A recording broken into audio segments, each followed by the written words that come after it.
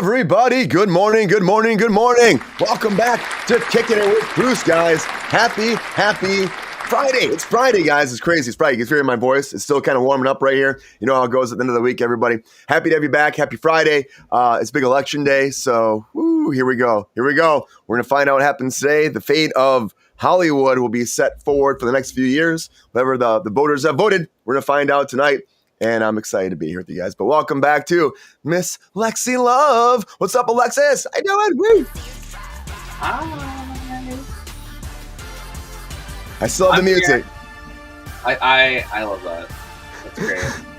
I love that. So, how you been? Busy. I'm always busy now. I feel like I never stop anymore. Like I don't really have time to do anything except the constant stuff that I do. And then when I sit, I'm like, oh my God, I have so much more stuff to do. So. This that world we live in these days. What's up, Solmar? Thank you for the love right off the chat, guys.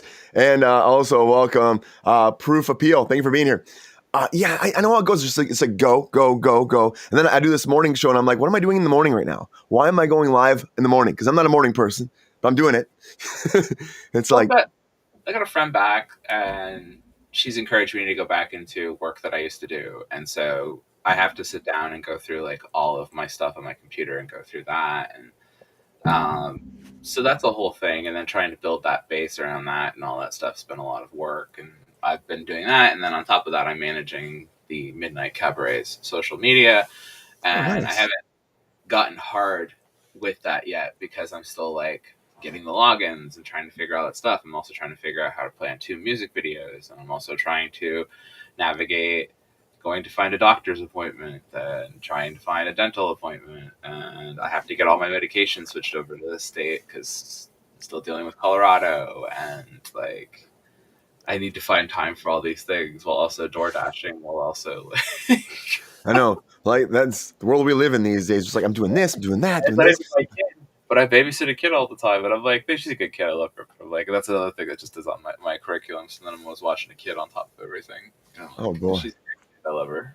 I'd like to have a kid in my life. Why not? Running around adds a little bit of spice, right? 6-year-old and a 9-year-old. Oh man, I just fall into them. I don't have to I just bought them, you know. Yeah. What's the cabaret? Tell me more about the cabaret for everybody out there too in the chat. Booth Hurt, what's up? Good to see you. Midnight Cabaret is I'm trying to think of how you describe it. It's almost like surf rock and jazz kind of combined together. Like it's a very eclectic kind of sound. They have a very jazzy look, a lot of like flapper kind of looks and 20s kind of looks to their aesthetics and images and stuff. And they'll do a lot of covers and a lot of original songs, all within that 30s, 40s kind of time period, that classic era. They're really fucking good though. I love that. And the lead guitar player, I live with him. He's very, very close to like Dick Dale in sound, which Dick Dale, if you're familiar, one of the greatest guitar players to ever live, the pioneer of surf rock. So like, I'm trying to think, what band? I'm trying to think. Dick Dale? Dick Dale had no band. Oh, he did initially, but like Dick Dale was kind of like, it was Dick Dale and the Whatevers, that kind of deal. Okay. So, but you are very familiar with him. Any form of surf rock that you've heard in some form, Dick Dale's either been on or involved in some way. So. Oh, cool. Well, that sounds awesome. That's fun though. You're involved with these people. You're helping out Midnight Cabaret. That sounds like that's something great happening right now, right? What's up, Killian? Yeah, no. I'm always happy to work with a band. And my dream was always to shoot music videos. Like that's why I went into film initially. So yeah, it's more in my wheelhouse, funny enough. A lot of special effects too, though. You did all the special effects makeup stuff too, right? Yeah. So yeah, I could do that. Which I don't need that for what I'm doing right now. I'm trying to make really simple videos. You know what I mean? Like we need to get some like content out there. So I'm like, we're just gonna get some like real basic like bands shot in locations and have it like look cool kind of thing. What have you, instead of like, more focused story driven music videos. But we'll come back to that later. We'll figure all that out and what have you. We just need to get something out there. So but they've been around. They existed far before I did. So if you're familiar with them, they did have a following. They've been down in New Orleans and performed at like a bunch of stuff down there and what have you. So that's been my life recently, is that. And still waiting to hear about Jacob's movie. I know that Yeah, what's that's been going happened. on with that? I haven't heard anything about that for a while. Did you shoot some of it already though? Nope, we haven't Not shot. anything. He did some like stuff for the trailers, but we haven't shot anything for the actual film itself. He's just having funding issues, so he's as soon Oh. as he can figure out his funding issues, we'll be back out there to shoot that, no problem. So I'll be out in California shooting that as soon as it happens. So that's another thing under my belt. But I spent a lot of time going to goth nights and going out and stuff here. So I'm so happy to be back in my scene here. Like I tell you, Colorado didn't have that scene that I exist in here so heavily. So every Feel more Sunday, at home. yeah, and it's my people. So I feel like even though Vegas is kind of a strange place, it always feels like home for me. So I gotta get back to Vegas. I haven't been to Vegas since like I think before the pandemic. I think it's been that long. It's been um, forever. see their band play sometime. I'll tell you when they're playing, and then it's only a 4 hour drive. It's not that Yeah, far. it's nothing. It's nothing. Yeah, let me Yeah, know. Come on. you always have a place to stay. Make a little trip. Make a little trip. I'll do it. I'll come I know I'm on. not a big, but I know I'm still pretty fun. Come on, yeah, you're fun. I just haven't been out of town in a long time. I'm gonna probably go to Michigan for like a week. I don't know, with all this election stuff crazy. I might get some family stuff happening, so I might go home next week at some point too. So Nice. we'll see. It'll be good to see family. That's always a good thing, you know. So I've been just doing too much. It's like I know what you're talking about. The same thing as you're like packing your day full, and then you're like, when do I actually like take a moment, take a breather? But you know, we're not in that day and age these days. I went to a concert last night, and I had no That's intention awesome. of going to a concert. And it was like, I think yesterday, my buddy's like, "Hey, I have a free ticket for this concert. Do you want to go with me?" And I'm like, "Obviously." Let's go. Like I'm like that too. Like you Yeah. didn't know the band at all, did you? Did you know the band or no? No, I Not at wasn't all. familiar with them, but I trust that friend. That friend in particular. She's my go-to. We're very on the same wavelength. So if she's like, "It's good," I'm like, "Okay." But it was good. It was really impressive. Lead singer's incredibly hot, and You know that earlier, oh my yeah. god, so hot. He took his shirt off. Woo. Lexi was done. Lexi's Oh, I like, was. I that was was that like, was for the price of admission right there. That was all you needed right "Pants there. off next, please." I was like, "Great, go. I'm here for this." But yeah, no, they were really, really good. Some kind of like industrial group I'm not super familiar with, but like more of like that synthwave quality. And Yeah. then there was a band that opened before them, and they had this like kind of German disco vibe, if you know what I'm talking about, Like like Daft that. Punk kind of a little bit.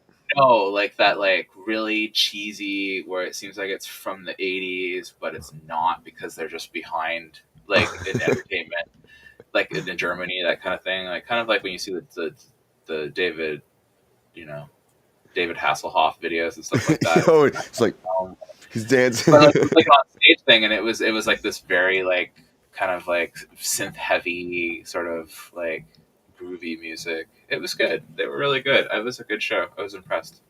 I love doing They, that. Though, when you just kind of go to something, you just kind of don't even care. You're like, I'm just gonna go. What's up, John? I think the first band's name was Mass Minor. So if anybody's familiar with Urban Heat and Mass Minor, I saw them last night. Oh, cool. I haven't heard them. I'll check them out. Like I said, send me some of their music. I like to hear it because I like a lot of hearing. I like finding new music all the time too. It's always great. 99 Red Yeah. Balloons. That's what Killian's saying. Nina. There we go. Maybe that's there in that world. How you doing today, John? Guys, thanks for the love. Is that you, Killian? Hit me all the love right there. Thank you for hitting us with the love today. Appreciate you so much. So many likes, guys. Like, follow, share. Goes a long way. Appreciate you. And I need to get to see a band. I haven't seen a band. I saw Foo Fighters the last time I saw somebody that was like a year ago. And I love the Foo. Pre-drummer or post-drummer? Post drummer. So, yeah. So, but I, you know, I Foo wish we were Fighters just, is one of the best concerts I've ever seen in my entire life. I saw them back in, I want to say 2001, right after Learn to Fly came out. Mhm. And I was not excited for them. Like, I wasn't not excited for them, but I didn't like that third album. So when they were going on or whatever, I wasn't super hyped. One of the best shows I've ever seen in my entire life. That man owns the stage. Yeah. He's a rocker. When a performer performs and it feels like the show that they're giving, they give that performance like it's the last show of their life. like that's when the show matters. And like there are performers out there who really do that. Like when I saw DeAntWort, like that guy performed like a guy who was gonna get off the stage and die. So he was giving all of it to the show. And like the guy last night did the same thing. And like I was like, those performers who really just put their soul into everything, like the very last breath into what their performance is. I'm like, those are the best shows. Yeah. I agree. You can feel the passion on the stage. Yeah. There's some people that just phone it in. We talk about it sometimes. It's like you can see a band that you love their album, then you hear them live, and you're like, "What? What is this? Like, there's nothing here. You know? It's like, is it just the studio? Is there nothing behind the words they're actually saying?" But then again, like John's saying, we have K-pop starting to introduce AI groups too. So we're going to be having those AI K-pop groups, not having those dead eyes too. So it's like it's funny. Like obviously, I'm not a Christian, but I find myself I listen to a lot of Christian music because of the passion that they put into it. Like it's not necessarily like the quality of like the message that's there for me, because that doesn't work for me. But like I can really feel that passion. Like I really like Flyleaf. I'm like, that girl sings like she believes hard what she's speaking about, and I'm just like, Flyleaf. Yeah, they were around for 5 minutes. I know the original lead singer left, and they got a different one. And I like the original singer more. So, but she went on to have kids and have a wholesome life. So I feel like I want to listen to like POD. Wasn't POD like a Christian? POD, like super Christian. They were so proud of themselves. Remember when they were like they were doing Ozfest, and they were like, "Yo, we're the only band on Ozfest that when we get up there and there's all those demons and devils on stage, we put a big old Jesus Christ on crucifix behind us, because that's how we represent." And I'm just like, all right, guys. I feel so alive for the very first time. And John says Flyleaf is Christian. There you go. Yep. Super Christian. There you go. If you pay attention to a Flyleaf song, you'll find Jesus in almost every lyric. Really? I'm to listen. But that got me. I didn't know POD was for like ever either. They got me too. Oh, yeah. You know, I had no idea. Did Nina do 99 Balloons? I saw a Christian that put Nina out there. Not Christian, Killian put that out there. I had Christian on my head. Nina. I don't know. And then KI2 says AI defies the very meaning of art. Art is a way of self-expression. I agree. And I think that's why art will always exist. I do like all this weird AI stuff that comes up that's like super wet and exudes smoke all the time, though. It's like, what is this? They make some really unusually like hypersexual, like, I don't know what the word is, and it's kind of intriguing. Like the way that it functions and moves and stuff, like it pulls you in. I'm like, it's not good. I don't think it's good, but I'm like, there are things that AI presents. Like I saw an AI video of like a cat, and the cat was like being mean to Donald Trump, and it was like the cat turned into a person halfway through the video, and then I think somebody threw up, and I was like, and then the cat turned into like a ball of like liquid, and I was like, this is great. Like it's so weird and so odd and so out there. Right? I was like the part of me that just likes things that are so over the top absurd, like anything that like pushes limits or boundaries or stuff like that. So there's this part of me that's like, this is so gross and weird and stupid, and I like that. But like all of the discussions around it are valid. There's not one discussion around it that isn't valid. It's taking away from artists. It's not being implemented properly. Like I said before, I'm like, you could put some fucking AI on my GPS, and I would love that. Like, can we get a GPS that doesn't send everybody down the same path, so we all end up in the same traffic jams and things like that? I'm like, there are plenty of things like AI having a purpose for that are used in our day-to-day applications that would help us as people, driving the cars, figuring things out like that, little things. But like our creativity is a thing as humans. Like we need to create, as much as we need to breathe and drink water and eat food. Like our physical desire to create is just a natural part of us, whether it's building an object, making a new invention, a new tool, or creating art. The very act of creation is a human action, and it is a necessary human action for humans to exist and function. When you take a human's ability to create away from them, they lose their minds. Literally. Like that's the one thing that allows them to what have you. And that's why art is so important in that way. But Art's very important. That's what I'm saying. And we're fighting. I know, right? We're fighting, but the people have been fighting up against it right now. The regulations aren't there, if you ask me. I know there was like the No Fakes Act. Then there was the whole like pumping the algorithm with, of course, content, copyright content, and people aren't getting paid for that. Thank you for that, John. And I know that's been a big deal. And I gotta tell you, what's up? Good to see you. Okay, Eric, that's very spicy, very spicy. Now I want to know. Happy Friday! I'm not gonna say that out loud. But I will say this though, the AI thing's crazy. We're talking about that AI Netflix thing that they're trying to make a program where you just talk to it, and then like it will make whole shows for you. If you want a new episode of I Love Lucy or a new episode of Friends, make brand new episodes. That's what we don't need to be doing with it. That's the things that we don't need to be doing with it. That's what I want to do. Fable. It's called Fable. I don't remember what it was, and they used it to help in the creation of its process. Like they used it to help like with things here and there. And I went, this is a very competent piece of media, and I can see where the AI helped.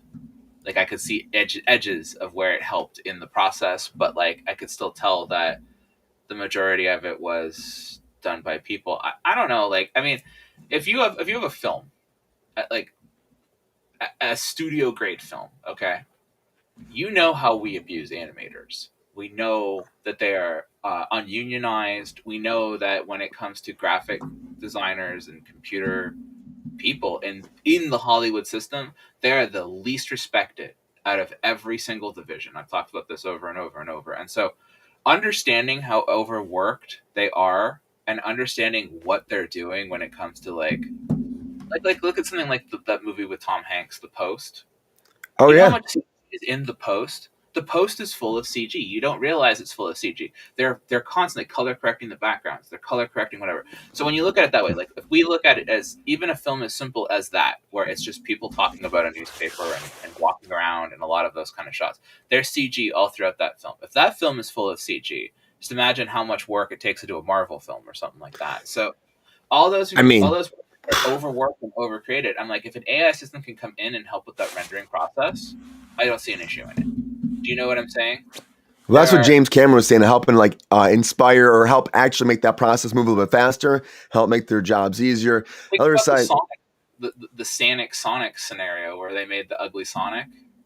Oh yeah, the ugly Sonic. Oh man, the ugly Sonic was so bad. So all those animators had to go in and fix all of the issues with ugly Sonic to make Sonic become viable again. An AI so bad. AI would have fixed that like a couple days. Do you know what I mean? Yeah. An AI system would have gone through everything and it could have corrected everything pretty quickly. There are things. Those are jobs.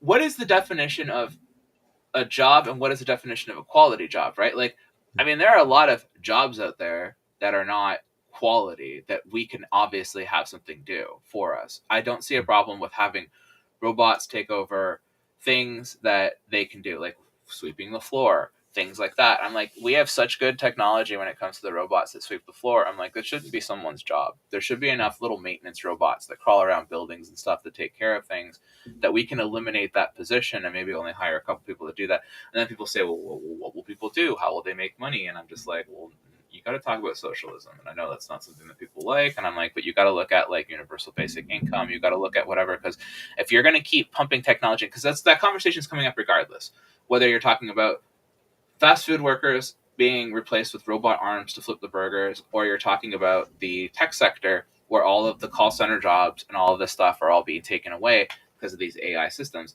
I'm like, you're already taking so many white collar jobs away.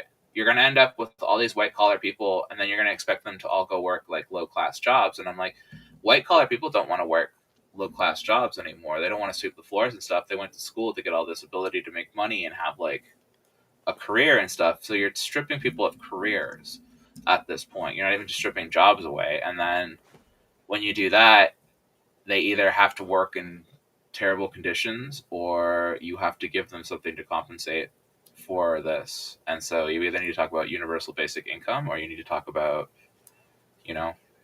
well, that's a deep rabbit hole right there. It's a deep rabbit hole there, Lexi. You're going to a deep rabbit hole, which I know, like, we can definitely go that route, and I AI think that's. will take you down that road.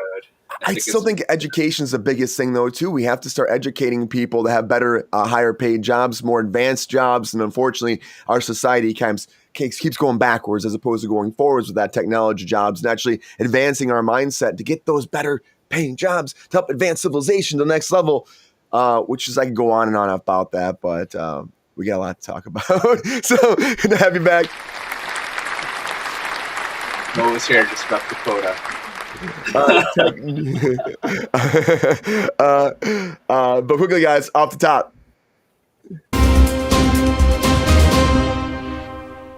We might get back into that, guys. I just want to talk about this fast. So that was hilarious. That Dave Bautista was supposed to be Peacemaker. And I found this picture here. Here you go. Here's people using AI to make him actually Peacemaker. So it kind of comes hand in hand. I'm like, Dave wouldn't have been a good Peacemaker. I gotta say that. He wouldn't have been a good Peacemaker. I think John Cena was meant to play that role. I love Dave, but come on, guys. He wouldn't have been as funny as him. But James Gunn was on the Howard Stern show, and he said, yes, I actually wrote this for Bautista. He had offered another job, and that paid a lot more. So he said, I'm going to take that instead. And so he turned down James Gunn for that, and they cast John Cena. Now John Cena is like rock and rolling as Peacemaker forever. Never going to end. Never going to end. Which I'm fine for that. I love John Cena. But then again, it is AI then. The AI is like making new concept art though too, Lexi, just like that. And that's where I go into that idea where I'm like, it does serve a purpose for some things.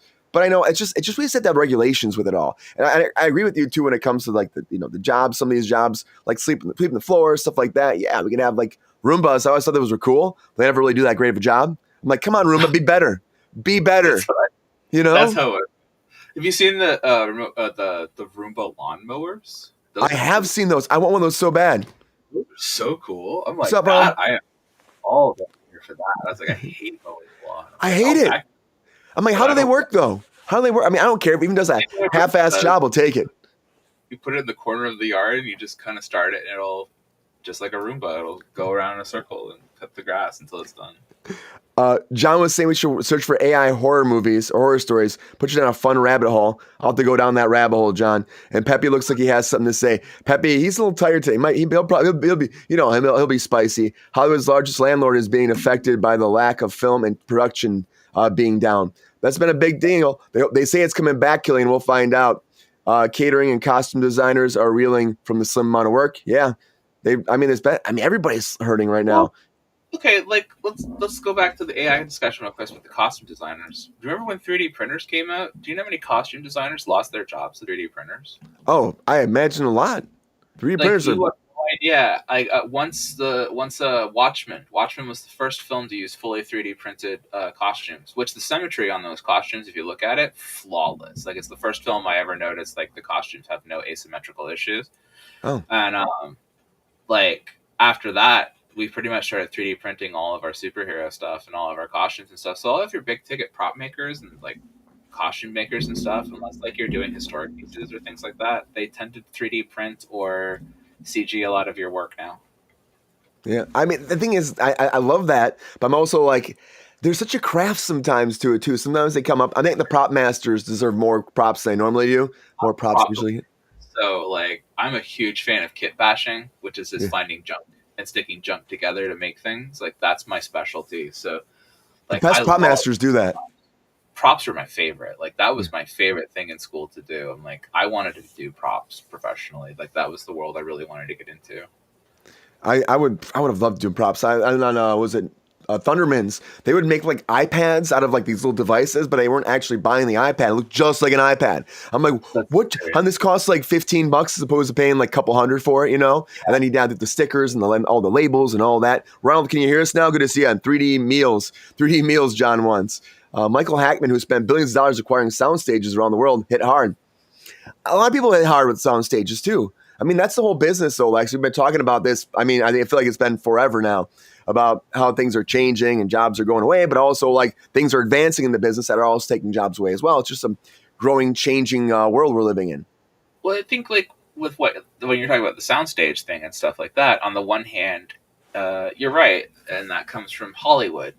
So all of your conversation in regards to this is Hollywood system suffering that way. YouTubers, however, are buying up those spaces and turning them into like YouTube, like filming studios, like places that you can rent spaces to shoot your content, spaces that you can shoot your podcasts in, places that you can like have all of the equipment and everything that you need for like doing a live podcast or doing a live whatever, and they're buying up those spaces and they're turning them into that. So the market has shifted towards like the independent creator a lot more than it's shifted to the system, the large Hollywood system. The large Hollywood system is going to crumble. I It's hope not going not. to like. If I get in today, I'm gonna start fighting. No. Like I want you Fix to it. have success and stuff, but I've talked about it on your show a billion times. And like, if you follow the YouTube culture and you start following that, look at Mr. Beast. Like, Mr. Beast has more power and clout than any studio. Yeah, Mr. Beast is so big. It's like he's just dominating everything. I mean, millions and millions of dollars. And Ronald, the set dressing and the props, of course, the props are everything that the actual actors are touching. You're moving around on set, and the actual set dressing would be like the couch, the chairs, the pictures on the wall. Who needs a prop? You just give them a blue stick and then have somebody draw it on later. That's like the James Cameron world right there. That's what we're doing there. I'm like, it's like all it is. I'm like, you can make a weapon out of anything you want. Just like, here's a piece of blue that's in the shape of what it needs to be, and then you draw it on later. Like, I mean, that's the point that we've been at for years. It's so funny because like these conversations, like these are conversations that I had back in like 2009, 2008. That this stuff was coming this way, and people were like, no. There's no And I think way. Ronald says hi. there's always this like ignorance in the Hollywood system where they feel like there's so much viability in that one job. Like it's like I talked about with the special effects world. There's all these like guys who are like, I hate modern effects, and they're like 60 years old, and they grew up in a time period where practical effects had peaked. So if you grew up in the 80s, and like the 80s was such an interesting time period because the 80s is the peak of analog technology and all across the board. Like it was before we started putting computers into everything. It was right before whatever. So it was that absolute peak of analog technology, the best that we can do before introducing like digital and all that kind of stuff. And like that transition period has like been rocky, like watching us go from the best of analog to the starting points of digital. All those early digitals, obviously they're never going to be as good as the best of what you can do with an analog in that moment, but also like you have to progress to grow as a species, to grow as a people, to grow as a Those were so production. cool, though. They were so cool. Yeah. Like Ronald said, he goes, I miss the miniatures. And he says hi to you, too. Ronald says hi. I miss the miniatures, too, Ronald. They were so cool, though. I mean, I know like that day, it's like we had to be everything, even Star Wars. Who doesn't like that shit's cool? And as a person making that stuff, hell yeah, it's cool as hell. I mean, Yeah. like I remember seeing the original set for Earthquake after it was destroyed, and it was like John this says hi to you, too. giant miniature, just huge. You know what I mean? Like six tables long, and all they did was build this whole like miniaturized like downtown LA, and then shake the shit out of it so it falls apart on film. That's all they did. And I was like, they had to build this whole little city to like destroy, and it had to fall apart in like a realistic way. And I was like, that's so fun and so creative, and that it taps into that area of like the human mind that we don't tap into as much these days. That like ability to just kind of figure out things on the fly. Because we use computers. Computers figure all that shit out for us. So Everything. much. And now AI is doing it, too. Just doing it for you. It's funny that every search you go on, search engine, it has like AI built into it. So it automatically gives you like the response through AI before the actual pages come up now, which is Did you see the stuff handy. that came But out recently about the AI? AIs don't like us. I did see something about that where Well, they were. they're like they said like everything they've said in Hollywood is basically like true, and that like when they ran like all these simulations and stuff, and the simulations were basically like the AI would always go to blackmail or Oh, things what? like that because to get the AI wants to get the result that it needs no matter what it takes to get there. So if getting there means blackmailing a CEO and getting them fired, then it will do that. If it That's means eliminating you as a position to get to its final task, it will do that. It's not done as malicious. It doesn't have that ability to be malicious. no All it point A has to the B. ability to do is figure out how to get from point A to point B in the most like effective way imaginable. So if getting to that place requires eliminating an entire CEO of their position, then the AI will do it. Fucking, that's wild. And I was like, that's, and they found that like everyone that they tested it with, they came back with like very high results that they would probably throw people under the bus. Makes sense. People, yeah. There's no heart. There's no humanity to them at all. So you're just like thinking about their dots in the computer. Like, this is what I'm going to do. How do I get here? How do I accomplish the goal? And they're like, well, this has to go and this factor has to go. Okay, cool. That factor's gone. That factor's gone. We're moving on. John wants to say hi too. And John, I don't know if Peppy wants to talk to you. Well, he probably wants to talk to you, but you know, Peppy sometimes is crazy. You don't want this? Okay, Peppy. All right. Calm down, bye. Come on. Squirrel. Okay, buddy. All right. But yeah, I 100% say that it's a weird trajectory we're going with all of that, and I look at it and I love it, but I hate it, but I love it, but I hate it, and I know like even with the SAG stuff, it's like going into these next contract negotiation, we'll be fighting a lot of this AI stuff, be fighting a lot of it, but how do you win? How do you get it past it? Your next like few years. Because that's one thing I do agree with you guys, and like they do not need to be using the AI to replace actors. And can we stop bringing dead people back from the light? Oh, like, they're not going to stop. Even that company wants to do like a lot more of that. They want to get all their likenesses. It always looks like shit. It's always uncanny. It's always weird. That's the big thing that a lot of people have been talking about with AI. Like, did you see them use AI to bring the guy who was murdered back for his trial? And then they had the guy who was murdered speak at the murder trial and say like basically like how he would have felt and what like about the murder and all that kind of stuff. And I was like, we don't need to be doing this. No, we don't need to see this at all. And now it's becoming common. That's not even the first time it's been done. It's being done like a lot in like police work. Now they're using the AI to bring victims back and talk to the victims and all this kind of stuff. And I'm like, you can't do that. No. 1 to 4, Ronald. I'll be there 1 to 4. Have a good day, Ronald. You can't be doing that. But they're also like, I saw like some family, their son was like, I guess he's unalive somehow. And they used AI through like scanning all the Facebook groups and all that to recreate him. And then they're talking to him as if it's their child right now. And I'm seeing stuff like that too. And I'm like, yeah, I don't know. Like I think it's just like messing with a part of like the brain that doesn't need to be there. I mean, don't we have enough science fiction that exists literally from the original Twilight series to now that has said repeatedly throughout the last 70 plus years, like, don't do this stuff. Don't do this stuff. This stuff will have consequences. And everything that Gene Roddenberry and all of them told us back in the day, and we are watching it unfold before our eyes. I'm like, yep, here we are. We're living it right now. And it's like, you should have listened. Moving faster and faster and faster. Like even since like a last contract negotiation for SAG, like so much has happened this year. So much was announced, and all the deep fakes, the scanning have been going on, and our technology is getting better and better and better with that. I don't know if you ever saw that the Fable thing. They released something during the strikes where they showed like episodes of South Park, and but it was like all AI generated. The voices were a little bit robotic, but it looked like South Park, and they were like, "This is where we're starting. Give us a couple years."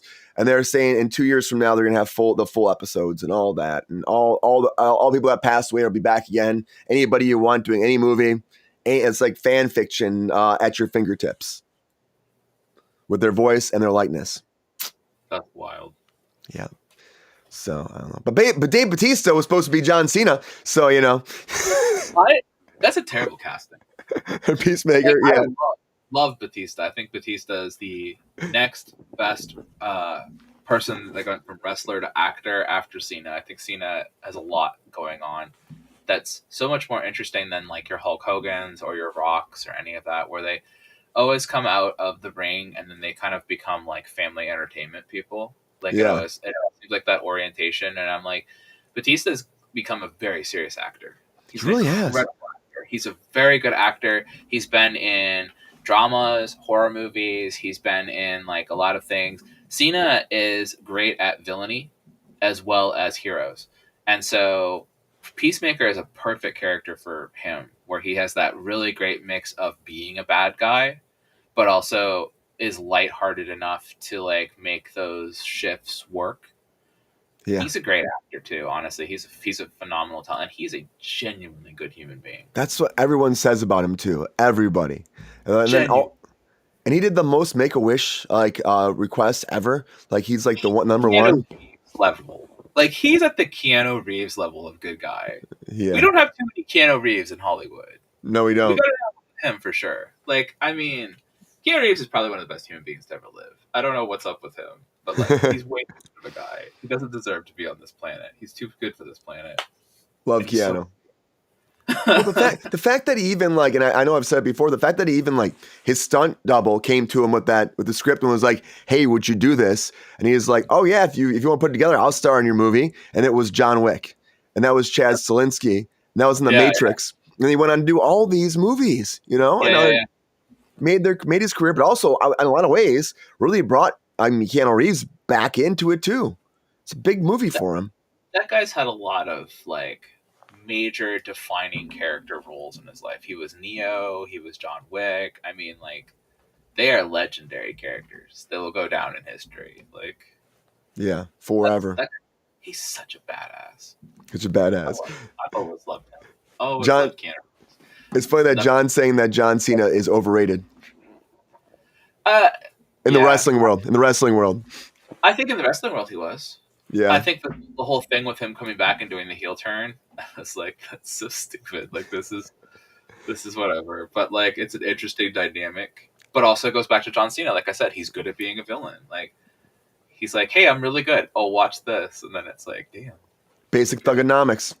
But I mean, I can't think of anybody better suited for the Peacemaker role than him. Dave would have been totally miscast. Wouldn't have worked. It's the body type too. Like, Batista's short and stacked. Like, he's very short and very wide, and Cena's very long and lanky, but still has like that Schwarzenegger build.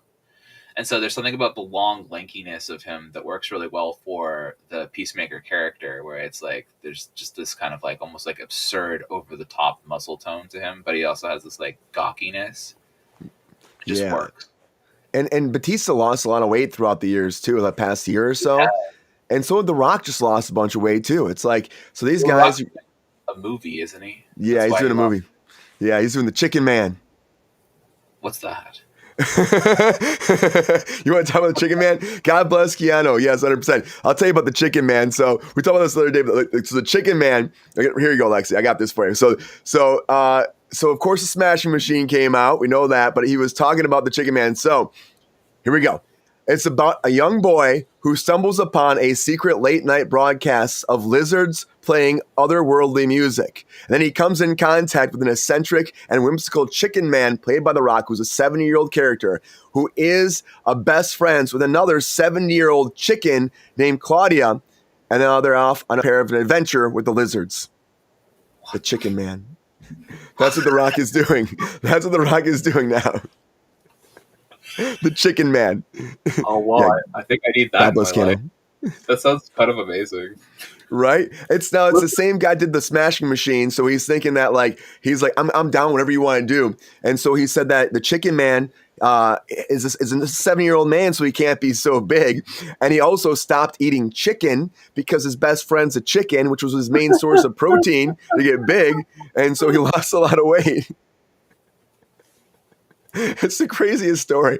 Like The Rock. I desperately want to see the one that he's in right now. Oh yeah, the Smashing Machine, about him and playing Kerr. My theory, he's going to win an Academy Award for that. They got a 15.5-minute standing ovation. That's crazy. Yeah. This is going to be the film that shifts Rock from being a McDonald's Happy Meal grade actor. Like, he's that person that's palatable for everybody, generally aimed at kids, always makes PG-13 content, that kind of stuff. We've had those conversations before. Yeah. I'm like, this is a dramatic role that he did a lot of work to physically become the character in. It is a character actor role, which he doesn't do character actors. He's always The Rock. So the idea that he's playing somebody else that isn't The Rock is already enough there. But it looks incredible. It looks beautifully shot. It looks like he really handled things well. It looks like it's going to be something that gives him proper Hollywood credential, because he's I think so always too. sat on the cusp in a lot of ways. Like he's his own little marketing machine to create an industry around The Rock and his Rock production studio and all the movies they make that are basically, how do you want The Rock to, dance and sing in this film, basically. So this is a big turning point for him in his acting career. Yeah, and he kept saying that he wants it to change. He's like, I feel like I've been kind of doing what people want me to do for years, and like this is the route I want to actually go. He's sick of playing the action star, I think, too. I've always believed he has the capability of being a very talented actor if he wants to be. Oh yeah, and he's been doing it for so long. He's come a long way since the Scorpion King. Let's be honest, come a long way. Well, people forget about his role in Southland Tales, and he's great in that. Tales was so outside the box of anything The Rock's ever done. And when I think about that performance, every time I think about The Rock, I always go back to Southland Tales, which I'm like, that was a really weird movie. But the fact that you played the role that you did in that, the way that you did, really showed me a diversity of you, both in choosing your roles and, all that kind of stuff. Once again, I said Pain and Gain. Pain and Gain was a beautiful film. Like, Pain and Gain, Mark Wahlberg too. Oh, great movie. Yeah. One of the best films from Michael Bay too. Like, honestly, like when Michael Bay makes a good movie, he makes a really good movie. So that's the thing with Michael Bay. Like, they're spread apart a little bit. Yeah, he has that reputation of just being the kind of guy. Slow motion girl in the sunlight, flowing hair. Michael Bay shots. Turtles. I thought his Ninja Turtles was good. I enjoyed Ninja Turtles. Those guys went through a hell apparently though. And John, you said I've heard that the Rock has in his contract. John was saying that he can't win or lose, or he can't lose. He has to always win all the time. He can't be unalived in his deals either. Yeah, that's true. Yeah. And Becky Lynch deserves an Oscar for Happy Gilmore too. I don't know about that. It was like Becky Lynch was in that. Did you see Happy Gilmore too? I didn't like the first Happy Gilmore, so. The second one was even more depressing. It was like really sad. He's really like, funny. See, the fact that you tell me it's depressing actually makes me want to watch it more than if it was just like more of the same kind of thing. Because Adam Sandler is one of the most talented actors I've ever seen in my entire life. Incredible actor. Like when he's doing dramatic work, he's great, but I can't stand his comedies. And so, and he was like part of SNL growing up. Like I loved Aquaman and the fucking his songs and stuff. Like I loved Adam Sandler growing up. My mom hated him, and I was like, he's my favorite. And then like Billy Madison is still one of the funniest movies I've ever seen in my entire life. Oh, I love Billy Madison. It's so good. I like a lot of his like obscure ones though too. You didn't like Happy Gilmore? I enjoy Happy Gilmore. It's fun. Like I felt like that Billy Madison was just stupid enough to work for me. Like I was like, it was like Billy Madison is on the same level as something like Freddy Got Fingered. Do you know what I mean? That you would like some sausage? Like absurdist, stupid, over the top, like random jokes, random whatever. Like it shouldn't exist, but it does, and it's like this beautiful mess. And like Happy Gilmore felt like he pulled elements of Billy Madison and tried to structure it around a more serious film, and it just ended up feeling like bro culture for me because I don't like The Water Boy and I don't like a lot of that stuff, and so a lot of his comedy shifted into this place. Like I like Little Nicky, we talked about that before. I know people hate that movie. Popeye's but the stuff that I always liked from him was always when he was different. One of his best movies was Punch Drunk Love. It's so good, so good. When I saw that, I was like, this man has the ability to be one of the greatest dramatic actors I've ever seen in my entire life. Uncut Gems, one of the greatest films I've ever seen. Yeah, a lot of praise for that too, which he deserved. Stressful movie I've ever watched too. Like I've never seen a movie that makes me feel more like I'm in that moment than that movie. Like the stress levels in that film are through the roof. Like you can feel his stress throughout the entire film. And I was like, this is great. The execution of this is so good. It's so powerfully done. Did you see his space movie out? Which one?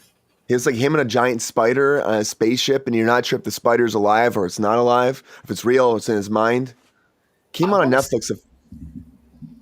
That's a thing that exists. Yeah. It came out a couple years ago. It was kind of like a sleeper one. Like I'm like, is someone talking about this movie? It was really weird and interesting. And it's like his wife like leaves him when he gets into space, and they will not tell him, and he's having a breakdown. It's called Spaceman. Okay, I'd watch Yeah. that. It's actually like you can tell like he's a much more dramatic Adam Sandler in here, going to have like a mental breakdown. You're not sure what's happening, what's real. You want to believe it's real. It's I actually enjoyed it quite a bit. Remember that Um, movie he did where he was like the mentally ill guy who lived in New York City, and yeah, he would ride around on a scooter, and it Rain was on like Me. 9/11 or something like that. He was like affected by 9/11 or something like Yeah, that. yeah, Rain on Me. Don Cheadle was in there too. Yeah, yeah. Like guys, one of the best dramatic actors I've ever seen in my life. It was so. I watched the movie once. It was so good, but it was so sad. I'm like, I don't know if I can watch this again. Yeah, You know, like you find out about his family and how he kept it in there. 51st Dates was good. John says, I love yeah. 51st Dates too. With Sean Astin in there, we'll see if he wins today or if Chuck wins. We'll find out. Uh, so much stuff on the plate today. But I love Adam Sandler. I think that he does great stuff, but he does have some ridiculous, goofy stuff. Little Nicky, I don't know. People should give Little Nicky some more love. I'm just saying. Popeye's chicken. They're fucking awesome. I got hit in the face with a fucking shovel. You know? It's so good. I don't know. It's just dumb. It's just dumb fun Adam Sandler movie. Like this is gonna be like the Chicken Man. Gonna be dumb fun. I feel like I don't know. It's based off a book too. So I'll watch that. I'll absolutely watch that. The Rock playing a 70-year-old man talking to a 70-year-old chicken with like lizard people. I don't know. It just seems weird. I'm so here for it, honestly. Like it's like I saw that. I was like, what? This is you're transforming for the Chicken Man. I'm not shocked he's not eating chicken though. That seems appropriate. You know. Once you develop a relationship with the chicken, it's hard not to. I would know. I've had a few in my life. Yeah. Hold on. Chicken is supposed to be very smart. Chickens are beautiful. I had 3 hens growing up that were like mine, and I raised them from babies, and then a raccoon ate 3 of them. Oh wow. Oh. I had 4. The somebody came in and ate like 3 of them. And then I only had 1, but it would lay 1 egg every day. Aren't chickens dinosaurs? John says. They have a relation, yeah. Yeah, chickens. I feel like there's a lot of creatures I see. I'm like dinosaurs. I call my dog a dinosaur sometimes, like a little dinosaur. Birds are related to dinosaurs, apparently. Yeah, that's the whole thing. More and more, they're saying that based off of what we've seen before in movies and television, we had it wrong. And the feathers is always a whole thing. So never know unless they get that Jurassic Park open one day. Come on. Did you see the new Jurassic Park? Did you see Jurassic Park Rebirth? No. I'm done. I'm not watching Jurassic Park anymore. It almost made $1 billion. The last one I saw was the one where they were out in our wilderness. The dinosaurs. Okay. I don't remember which one that was. 3 or 4. I don't know. Yeah, is that Dominion? I could not care at that point. That movie was one of the worst movies I've ever seen. They kind of got more campy. Jurassic Park 3 exists, and that is quite possibly one of the worst films I've ever seen. This is like a better version of Jurassic Park 3. Is that possible? It feels a dinosaur with a cell phone ringing in its stomach, running around all the time. I found out not too long ago that there was a whole B plot they cut from that movie where they had the whole court case and they were defending. Like I had no idea, but it makes sense. That movie was so short. Yeah, I'm like, a mess. You go back and you find out they had no script. They were just improvising a lot of the scenes. And then I love that the lost script for Jurassic Park 4 that they have pulled elements of that lost script from Jurassic Park 4 and brought them into this movie. And I'm like, why would you do that? Because the whole plot of like Jurassic Park 4 was originally that they created velociraptors that were so smart that they could essentially use guns. And they had like basically Teenage Mutant Ninja Turtles, but like with velociraptors and guns instead of samurai shit. Yeah. I've heard about that one before. Yeah. And I'm like, I read the whole script for it, and I was like, this movie is insane. This is like the most insane movie I've ever seen. And I was like, I kind of wish it had gotten made, but also like, it's a good thing it didn't. And then they pulled stuff from it for all of these new movies. Because when I watch these movies, I'm like, that's from the Jurassic Park 4 script. And so is that, and so is that. I'm like, y'all stupid. Come on, give the. I keep saying the guns, the Raptors and the T-Rex are gonna have guns eventually. They're gonna be in there, and they're just gonna have like a war against. I was thinking that's where it was going, like the evolution of the dinosaur. They say Jurassic World. Just make Dino Riders. I don't know what Dino Riders is. What is Dino Riders? 80s, where there was like the people like battled on dinosaurs that had like guns and like armor and stuff. What? I'm down for that. Dino Riders was cool as hell, and I also would like to see a Cadillacs and Dinosaurs movie. But you see, that's where they could have gone with it, though. You integrate the dinosaurs into the everyday life, like the Flintstones almost. Then you have the battle of the bad dinosaurs still and the good ones. And then the inner workings. That's Jurassic World, not just end this one little island again, which apparently John says allegedly there is an island that's heavily guarded with large creatures and dinosaurs. He's calling that a rabbit hole. Look down that. I have never heard of that before. I'm over the Jurassic Park films. They're shitting so much on their own lore that they're gonna end up like swimming in it. What's up, Workouts On? What's up? There's gonna be. They're not gonna stop though, Lexi. They're not gonna stop. Like this new one. They stop any franchise. They made $1 billion pretty much. They just like start pushing it. I'm like, what? The last movie did badly? Well, we're gonna get another one, and it's just like, what is that system? Like, remember when movies didn't do well and you didn't get a sequel? Oh yeah. Yeah, that's like, concept. And you get 3 more, and you're just like, I think this movie was bad the first time when it fucking failed the box office, but you're gonna make 3 more of them. Well, look at like. I laugh. Even like the Jungle Cruise, more of The Rock, right? The Jungle Cruise was a box office like disaster. I mean, it did good over in streaming because they had that, direct to home, and you paid $30, whatever it was. You got to watch it at home during the lockdown times. But they're doing a sequel to that, and I'm like, years later, we're doing a sequel to this. Like, what the fuck? Disney is so good at just like sitting on their own stuff and then finding ways to pull it out of their ass and like dust it off and make money off it. Like, I've never heard of anybody in the entire history of anything making movies based on rides. Right. It's a ride. They made a movie based on a ride. Not 1, 3. 3 movies based on 3 separate rides. Pirates of the Caribbean. It's a ride. I'm like, it's a ride. And then freaking Haunted Mansion. It's a ride. I'm like, there's not a story, there's not a film there. And I'm like, maybe Haunted Mansion, I could see you structuring into a film if you wanted to. But I'm like, Jungle Cruise, I'm like, that's not even like, what was it based on? It's not based on anything. I'm like, it's its own film. And then but you still base it off of a ride, and you still base it or whatever. Just enough nostalgia there to draw people in and make them go, oh. Yeah, it's I mean, that's what they did. It's nostalgia, but the thing is, you're seeing the first thing was like what?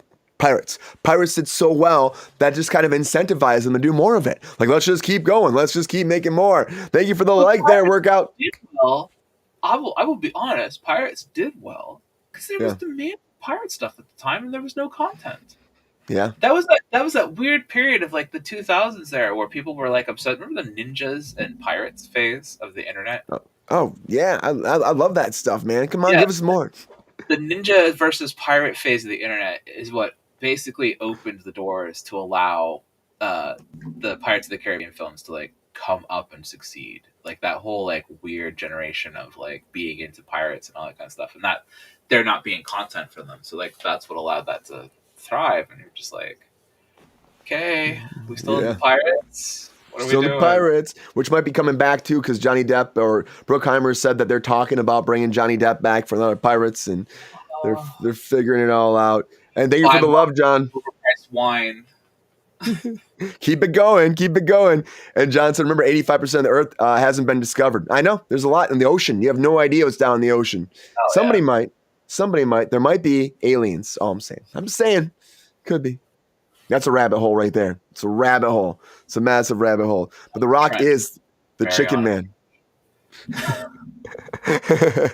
The Rock is the chicken man, guys. I mean, I thought I heard it all, but I heard the chicken man. I'm like, geez. Did you hear? This is another thing that just came out like early last night or this morning, Lexi. Did you hear about the whole WB Paramount thing too? This is crazy. No. Apparently, Paramount Studios is trying to buy Warner Brothers, and it's crazy because Paramount was like going broke, and now when you got Ellis that came in. And like Ellison, wherever, when he came in, I guess his dad, Larry Ellison, is like the chairman and founder of Oracle, which is like one of the biggest companies out there. And so now that they got Paramount, he also wants to get he also wants to get WB. So now he's offering money to buy out WB and try to pull that into that whole conglomerate of Paramount Skydance. Right? Crazy. Well, how is this legal? I thought that we had monopoly laws that exist in this country that don't allow things like this. We can't allow this to happen. Like, we can't keep allowing all of these studios to be owned by one person. The quality of our content has fallen apart because there are 3 people making everything. Do you know what I mean? Like, we're at a point where I'm like, for all of our hatreds for Harvey Weinstein as a human being, Harvey Weinstein as a producer opened a door to Hollywood that had not existed previously, where he opened up the door to the low mid-tier films, where he opened up the door to a lot more like serious dramatic films and like things that didn't cost a lot of money but had really big returns, things like that. Like, all these movies that we grew up with are like directly a result of like Weinstein breaking against the Hollywood code and teaching us that we can like make cheaper films that can like it's a shame that he's such a bad person, because like when you study his model of how he got his success, I'm like, people should be looking at the Weinstein model of success without looking at Weinstein, because like that's what we need in Hollywood again. We need another Touchstone. We need another Weinstein company. We need another Free Scott. We need another company that's willing to take these like lower end sort of films, not like your $1 billion Hollywood blockbusters, but like your American Beauties, your Vanilla Skies, your things like that, like those films where there's still big names attached to them and stuff, but like they're more grounded, they're more easy to shoot. Like, you're not spending $200 million on it. You're spending maybe 10. He spent nothing making Dances with Wolves. Weinstein. Oh, Kevin Costner making that movie, and he was like expecting it to be something, but he didn't spend a lot of money making that movie, like the Weinstein Company, and like that was a huge blockbuster, and that was what taught like their model. Essentially, they were like, "We got this. Like, we can do this." Like this and fucks like this, and that's how they built their legacy, was off of creating some of the greatest dramatic pieces ever seen in film, and some of the greatest comedies, and some of the greatest like whatever. Like, it wasn't until the 2000s that Weinstein's company really started going down that rabbit hole of like remakes, rehashes, redo, reboot, remake. Like, that wasn't until like much later on. I mean, his initial legacy was pretty impressive up to that point, just from a Hollywood standpoint. I don't like talking about Weinstein, but when you find out what we're talking about, and that's the same thing I say to you all the time with the Jordan Peele films. Jordan Peele's films cost like less than $10 million to make. Yep. A24's been doing that too. A24's been trying to push. It's like they were another one. They were a powerhouse. So like they were basically the one thing that was making film, still palatable for about 15 years, and now they've been bought out by another major studio, and they're already starting to make TV shows. They're doing the Halloween TV series and stuff like that. I'm like, that's not what I want from A24. I want quality shot. I want high quality shot, very, very like stylized, independent products that are just a beautiful piece of independent film that you don't see anywhere else. And that's all I want from A24. They need to be like an old school Weinstein. Like, but they've kind of fallen into that machine though too. It's like during the strikes, they were kind of like standing out a lot, and then when we actually got all the stuff worked out, the contracts, they signed a big deal with WB, John. That's what I was talking about. Warner Brothers. I know John said WB, like CW, like Warner Brothers, like the big guys. So DC, Warner Brothers. They signed a deal, and all those movies came to WB. So people were like, oh, they can shoot during the strikes because they're independent and they're not going to go to the big studios. Well, joke's on you, because then Warner Brothers got all that content and they released it on Max, which was like a whole thing. And so it kind of bums me out that they kind of became that sellout, because their stuff is great. A lot of it's been awesome. I mean, Death of the Unicorn recently, it was okay, I didn't get to see that one. I was interested in that one. I really liked that period where Warner Brothers tested releasing the movies on HBO as well as in the theaters. Oh yeah, because as much as I understand like how it went against the typical machine's ability to function and make money and all that kind of stuff, as someone who doesn't have a lot of money, tends to honestly use torrents and pirate things here and there. I haven't pirated in years, but like that was a big part of like, you know, my There's a youth, big because part of like culture that was doing that before. I didn't have any money. Like I was poor. Like I was a poor kid in college. I was like I couldn't possibly afford to like pay and watch for all this stuff all the time. So it was like, yeah, like this was how I got around it. But um, that door being open to watching movies that I would have never watched, but now that I knew that the new releases from Warner Brothers were going to be dropped on HBO specifically, and I could look to see what was there, I watched all kinds of movies that I never would have watched on my own. And I think that year really opened a door for me of being able to like watch all of these like new releases and stuff. Like that's where I saw that movie with Jared Leto and but the Killer. Oh yeah, it's him and Denzel, right? Oh yeah, excellent film, beautiful. Uh, I would have never watched that movie if it hadn't been offered to me in that I, period, and I would have never gone back and looked for it because I can't remember the name of it at this point. But it's a movie that stuck with me. It was a beautiful film, and I'm like, a film should have been watched by more people. It should have had more whatever, and I'm like, thank God little it had that things, ability to get out. Yes, and little thank things. God it had that ability to get out there for Yeah, people to watch at the moment, because and I don't that think it would. it wouldn't have. And you know, his stuff usually doesn't get out a lot of attention. Sometimes he's a great actor, but doesn't get out there a lot of times. John said LimeWire back in the 2000s. Yes, LimeWire, Napster was before, but LimeWire blew up after that. And Brian Welks of IndieWire also said that, is this even legal? Is this monopoly? Oh, about the WB merger. Yeah, Yeah, it's I don't see how it's legal. Like there was all this like, can just Paramount and Skydance merge? Can that even merge? And it went through so much red tape, you know, and that finally happened. Now we're like, okay, let's say WB now. But Zaslav, here's another thing though, Lexi. Zaslav said, like in an interview like a couple of years ago, when he had first acquired, well, I should say when Discovery acquired WB and they had that whole big merger, that one of the ideas was spruce it pretty much up and sell it to the highest bidder. And so like, yeah, and it's like, that's why I kept saying with James Gunn's DCU, I'm like, well, we'll see what happens because Zaslav is relaunching this, but will he sell it off to somebody else? And if he sells it off to Paramount, you know what's going to happen? Sorry, James Gunn, we're starting over again. You know, I just see it. I just see all that happening. It sounds bad, and it also seems like we shouldn't allow these things to happen. I mean, Disney already bought Fox. That was a big merge. Now we're getting smaller and smaller. Fox was always my favorite. Like when I look at like my favorite films throughout history, so many of them were released by Fox, and like Fox, especially when it started as a network and as it started as a studio, Fox was the edgy guys. They were the guys who were willing to put Married with Children on the air and willing to, you know, What a make great The show. Simpsons and willing to take risks and try things that other networks weren't doing. They were willing to go against the grain and go against what was safe in order to try to pull in that audience that wasn't getting that. And so Fox has always been a big part of my life and growing up in development. Like as a TV network, I've always been a big fan of watching Fox because Fox always had like they were the first people to do adult animation. They were big on that. They were pioneers in the adult animation game.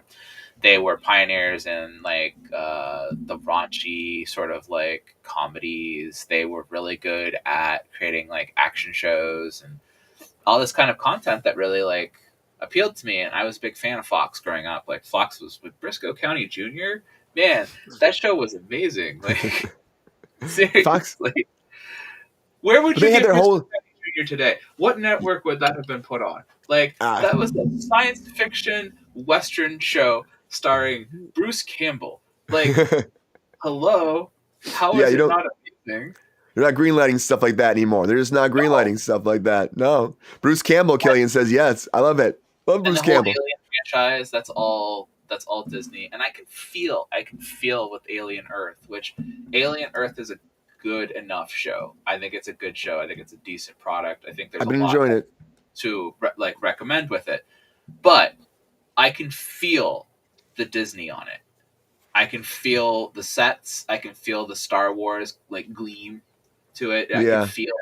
I can feel the Disney polish, and I can feel the areas that they took away from that wouldn't have previously been there. The aliens in this, like one thing that was pointed out to me was like some people hated the alien design in the new show, and I was like, I think the alien design in the new show is actually one of the best I've seen on film in a long time. I thought it However, was great. they're not wet enough. Oh. Like We had this conversation before about this. They're not. They're just Well, What was the one alien movie came out years ago or something like that we were talking about? There, the trailer came out. Maybe it was for Romulus. We're like, they're not wet enough. You were saying the same thing. They're not wet enough. They're not wet enough. They need to be like dripping. They need to have like when they have their teeth pulled back. It needs to have that goo just pouring out of their mouths. It's like think of an alien like a guy who has no lips and is just constantly drooling all Ugh. the time. Oh.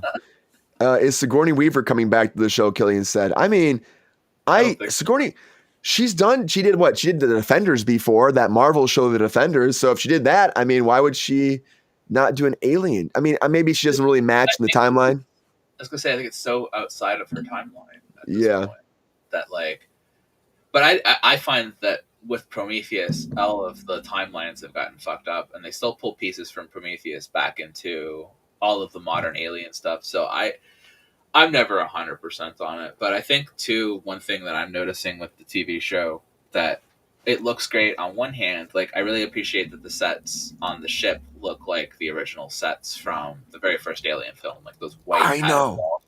But also, I do find myself looking at that and going, "Is that how futuristic people? Like I live in the future now. I can't imagine people building ships that would look. It looks like the 80s. It looks like the 80s. Yeah, it looks very 70s, 80s. It looks very whatever. And there's a lot of design cues that I love and respect them pulling those design cues to keep consistency throughout the series. There is no world that we live in where they're going to have two-tone CRT monitors in a spaceship. You know what I mean? Like, they are not going to have cathode displays in a spaceship. They're just not in today's world, not with that technology, not with our screen. Our screen technology is the best screen technology I've ever seen in my entire life. We live in a world where screens have done things that I didn't think screens could do. I am shocked and amazed with screen technology. So when I think about our screen technology and then I watch a show like that and their screen technology is weak or it's based more around like 70s or 80s like stuff, I'm just like, nope. That's not That's one thing about Prometheus, that the tech looked like accurate to the time period, but also went against the grain of what we previously knew. So that was the difficulty of that. And here's the thing too, like John's saying, it's actually true. This Alien Earth takes place 2 years before the first film, but like you would have to before Alien 1, but you'd have to like de-age her or something, and also Killian saying that she's in talks right now to come back. She's been praising the show, saying she loves it. But you'd have to de-age her or AI her in or what, you know? Do that Luke Skywalker thing they did with Mark Hamill where they get another actor and then they kind of put her face on them. They could be doing something like that. Let's just not. But it's also TV budget. So, you know, they don't have, this is a bigger budget for a TV show, I would say, than I was shocked by that too, because when I first saw it, I'm like, okay, the pilot will be probably big, bombastic. And then after that, it'll probably go down in production budget. But they actually kind of been staying true to the production budget, especially that episode where it all took place in the ship before the actual crash happens. That was a cool episode. That felt it felt like it right in the 80s, like an alien movie right from that time frame. But you're right, technology and all that. But it worked. There was only one episode. I didn't see this week's yet, but there was only like the previous week before the spaceship one. I was a little bored with, but I like almost all of it. So I think it's interesting. I actually really like the Mark Zuckerberg kid, the one. Yeah, the genius, the boy genius. Yeah, I like those kind of characters. He's interesting. I like. There's a lot going there, but yeah, I feel like I got you off. Is there? No. John was saying there's a small, quick cameo of her back, maybe. John did say something too earlier about K-pop. Hybe is currently merging or buying small music companies and becoming one big one. I haven't heard of Hybe. Is it Hybe? Hybe? Hybe? Hybe?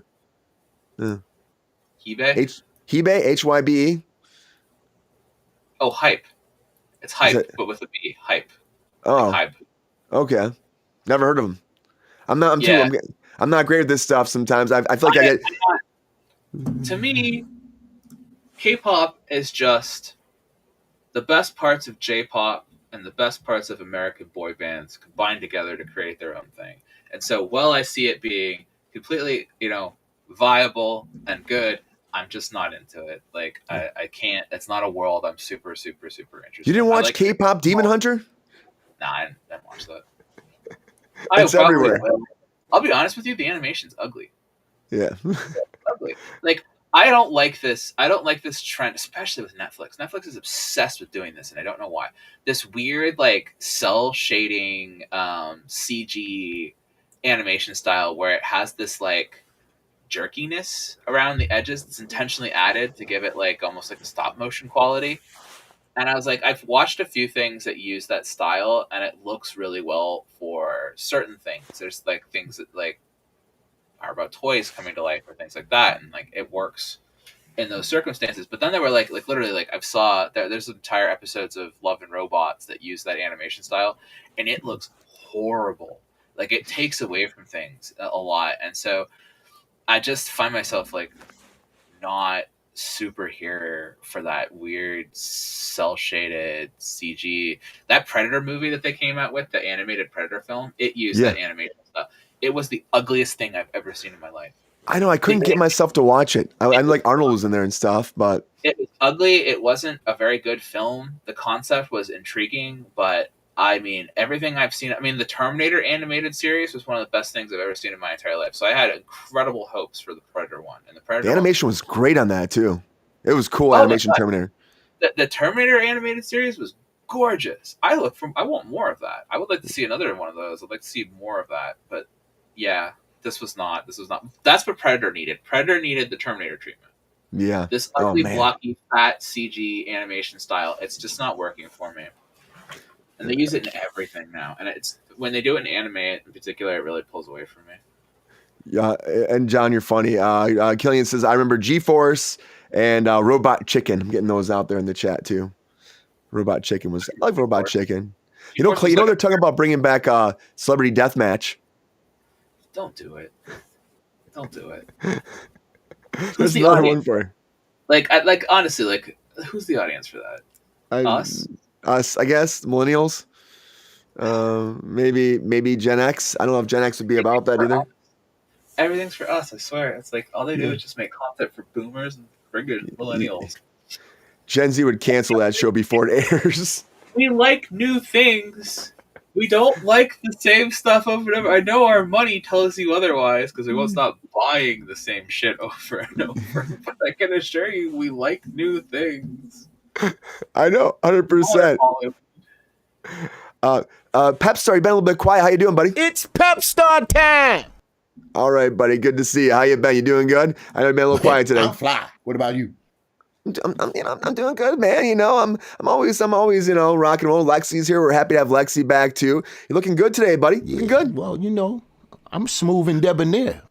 Yeah, you are, man. Yeah. Well, I'm happy to have you here, Pep Star. Thank you. Suck it. What? Come on, man. Oh my God, this freaking guy. Humpalicious. We can't give him any time. You're happy to see Lexi though, right? Oh shit, Lexi. Yeah. Happy to have problem under control there. That's a good question. No comment.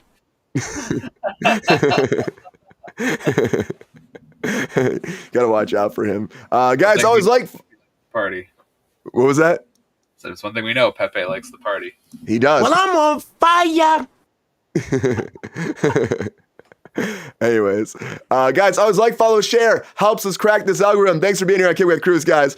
He was meant for the later show. You know, I'm bad because it's funny, like when he's on, you know, when Pepe starts swearing and stuff, like people are like, what's Pepe doing? What's he doing? I'm like, you know, he does that sometimes, you know, Holla. But yeah, I also like, I'm happy that you watched Alien Earth because everyone I talked to, I was like, I haven't seen Alien Earth, Brian. What are you talking about? I'm like, everyone's watching this show right now. How are you not watching Alien Earth? It's just like it's much better than I thought it would be. And I hope they just amp it up even more next season as well. It's not as good as Twisted Metal. Twisted Metal is the best television show that's come out in the last like however many years. Twisted Metal is a masterpiece of television. And I still haven't finished it. There's nothing wrong with it. I have no complaints. There's only two things I've ever not complained about: Wicked and Twisted Metal. I feel like you may have complained about one thing, and that would be the Fast and the Furious. And you know, I just want to show this because this picture right here, Donna Langley came forward, who was NBC Universal's executive, and said, "Oh, we're sorry, guys. We shouldn't have had them go to space. We shouldn't have had them go to space at all." Why are you gonna hate on the Space Hero? I'm They're like, hating on it now. this thing you've done in your movies? It's not. But she was just, Remotely, I well, like, watched him drive off the Hoover Dam with burning tires. You think shooting him into space was dumb? yeah, right. That is He drove true. down the Hoover Dam. He stuck to it and drove down it. That's amazing. His car is more incredible than any DC or Marvel superhero combined. Dominic Toretto in a Dodge Charger is more powerful than Iron Man any day of the week. Why don't they do the Fast and Furious Transformers crossover already? Come on, can we make that happen? That would be amazing, and I would absolutely watch that. We're family. And Optimus like, yes, we are family. They are. Don Toretto. Optimus and him do like the guy, the bro, like the grab the. Yeah, little bro off between him and Optimus. I'd be all about it. It's all about family. That's what the film's called. I would watch that in a heartbeat. I would be all about that. We got to put that out there somewhere. Come on. NBC, Universal, Paramount, get together and make this crossover event in the century. They're doing G.I. Joe and Transformers right now. That's in development. And I would watch that. I would consider it. Why did they feel embarrassed about the Space Hero? Like, why would you apologize for doing apparently there's a lot of hate. There's a lot of hate about it, and so they apologized. Like they said that they were almost pulled it from the actual theatrical cut. It was going to be like on a like extra scenes later on, but then last minute, like, let's just keep that sequence in, and so they left it in. So here's my issue with it. Why did they take Lucas Black and do that to him? Because Lucas Black is the one character from the Fast and the Furious who when Paul Walker died, I said it's clearly time for Lucas Black to come in and replace him. And I'm like, Lucas Black was absolutely incredible in part 3. He was such a good actor, such a good character. He has such charisma. He works perfectly with this group of people. And I'm like, and he wasn't dumb. He wasn't like weird and wacky or dumb. And so the idea that he's been periodically popping up throughout the films, and then in 9, you turn him into the wackiest side character I've ever seen in my entire life with his weird, wacky entourage of guys who are making a Fiero that could go into space, and it goes completely against everything that character was, everything that character established. It doesn't make any sense. Those were my issues. I was like, the Space Fiero was the least of the issues. They could have just found some random people and like had them be that, but the fact that the characters that they chose to make the Space Fiero, that was my issue. Yeah, it wasn't the Space Fiero itself. The Space Fiero is great. You can't hate on that. That's so stupid. It was the stupidest thing ever. And they put Ludacris and Tyrese in it. Like, hello, it was the dumbest scene ever. But yeah, it was great. dumb.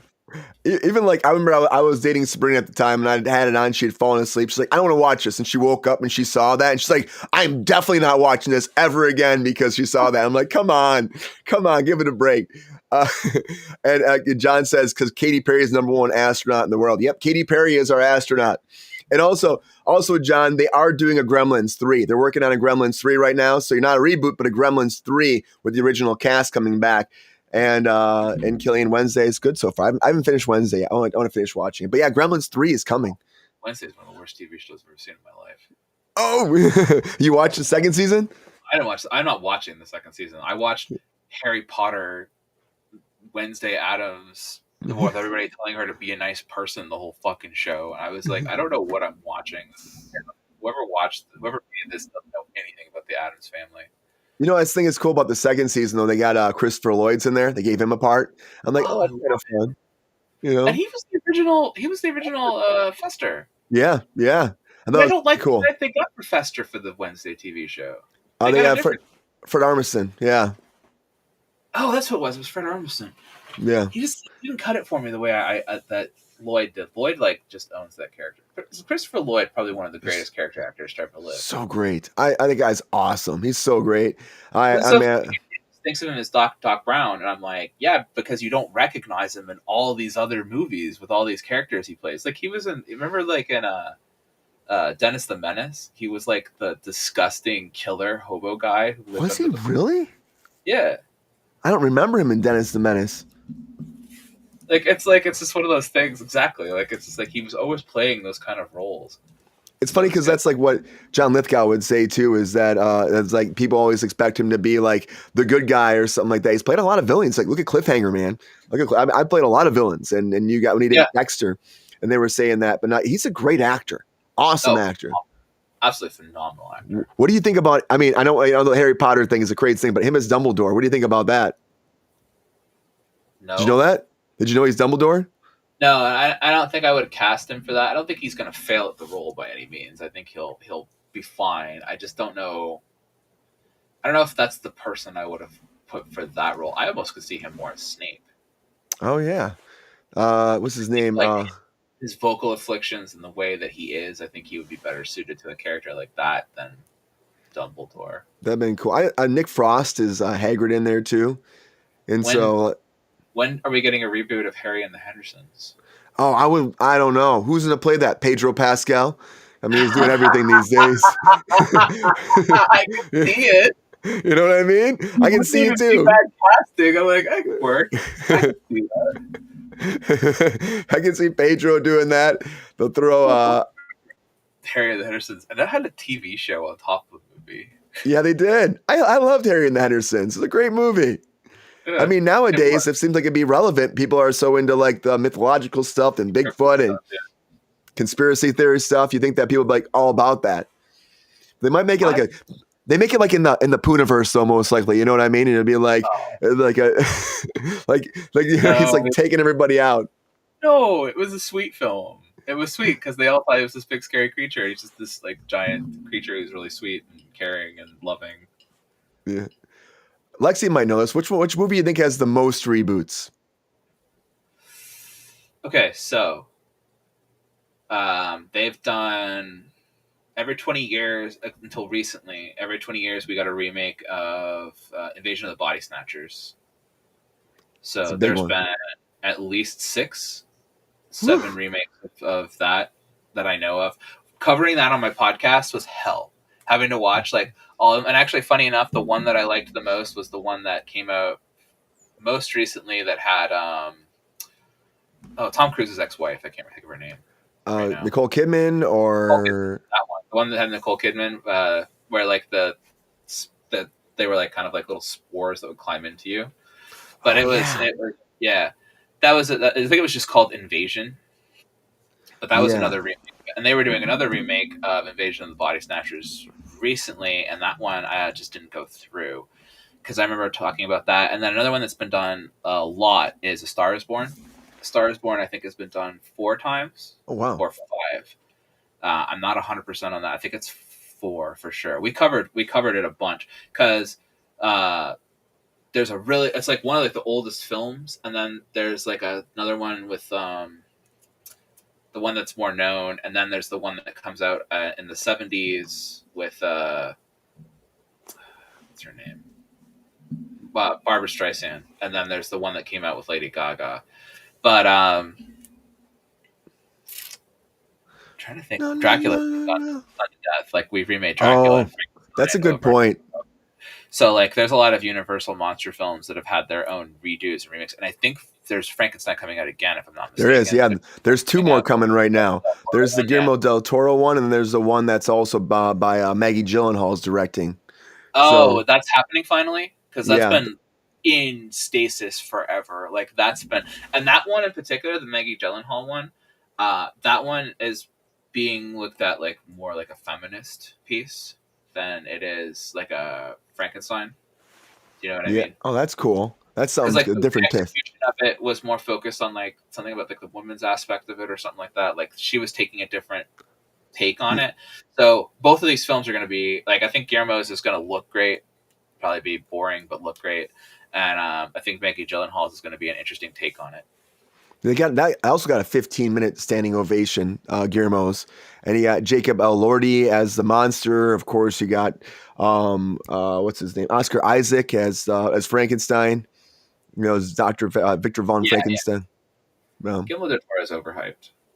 He's got such good visuals, but his storytelling isn't there. And I think that's really what it comes down for me is like, I want to like these movies because they look beautiful, but like I'm just never interested in the stories. The stories are just not there for me. and I think that's what kills me with so much of his work. Is just like I can't get into it. It's got Like a lot I of, felt it's so like good. Crimson Peak is one of the most beautiful films I've ever seen, and I do not like it. Like it's a stunning film to look at, and I was like, if you like gothic romantic horror, Crimson Peak is a right up your alley. I'm like, for me, Never I seen could not get into it, but it was beautifully done. Crimson Peak. I haven't seen that. I'm looking it up. Crimson Peak.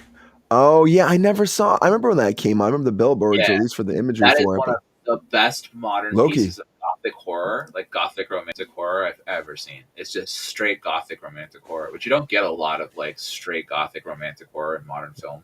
It's very uncommon. John is saying Black Christmas in the late 70s to 2006, Yeah, 2019. Black Christmas has been done 3 times. We've covered And all of those. There was the original one, which is actually done by the same guy who did A Christmas Story. oh really? Yeah, he's Canadian. He did the original Black Christmas, and then he did A Christmas Story. And he's known for 2 of the most prolific Christmas movies ever made, and neither of them are in like the same Wow. ballpark. One is a beautiful like coming of age story, and one is like the basically genesis of all slashers. Because it is regarded, Black Christmas is regarded as one of the first slashers. I've never seen Black Christmas either. I haven't seen it at we all. covered Any that of them. on my own show, so that was one that we went through. You covered a lot of these. Carrie's been done a few times. There's been at least 4 Carries that I know Christmas. of.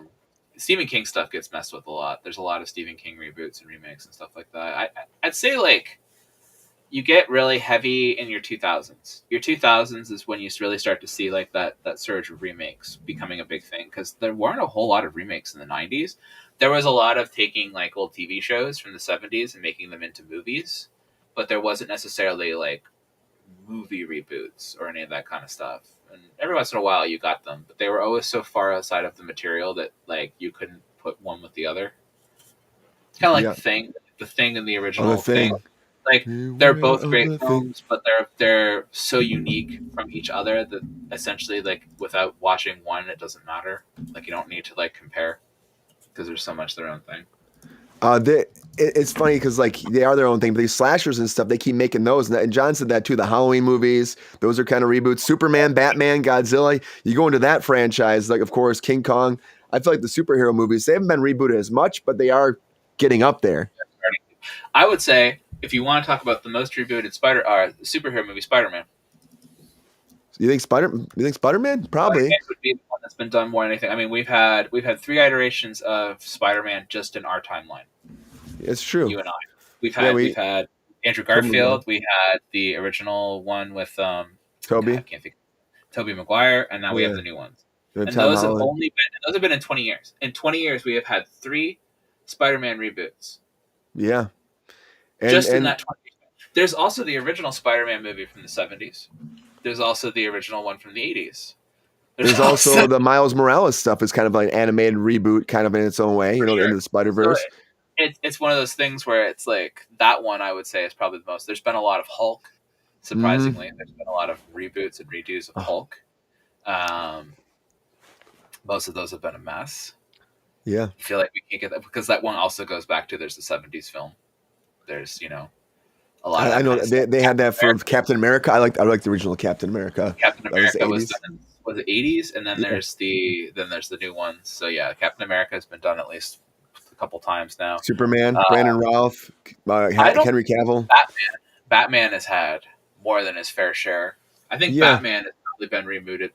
I might go back on that. I might think as I recount that Batman, I think is the most rebooted. You're right. Because if you think about it, you had Michael Keaton, then you had Val Kilmer, then you had George Clooney, and then you had Christian Bale, then you had a Batfleck, and now we have Pattinson. And then you have Pattinson, yeah. But there's one more. There's a new one coming too. James Gunn's got a new one coming. And then there's also the ones with Adam West. Oh yeah. That's because he has a movie as well. We're talking specifically movies. So I love that movie. Holy anti-bat repellent bats or shark repellent bat spray Batman. I think, if I'm not mistaken, there is a old black and white Batman film that's based around when he was a detective. Okay, I wouldn't see that. The Adam West ones, and I'm not 100% on that, but I think that's a thing too. That'd be cool.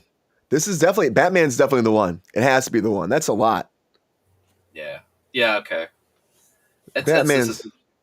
That's an interesting conversation.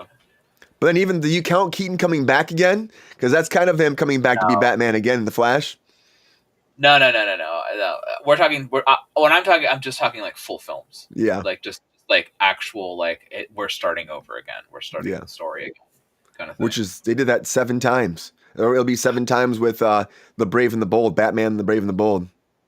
Ah man, which that's is such a good TV show and like time period because that one's really fun. Brave and the Bold is really fun.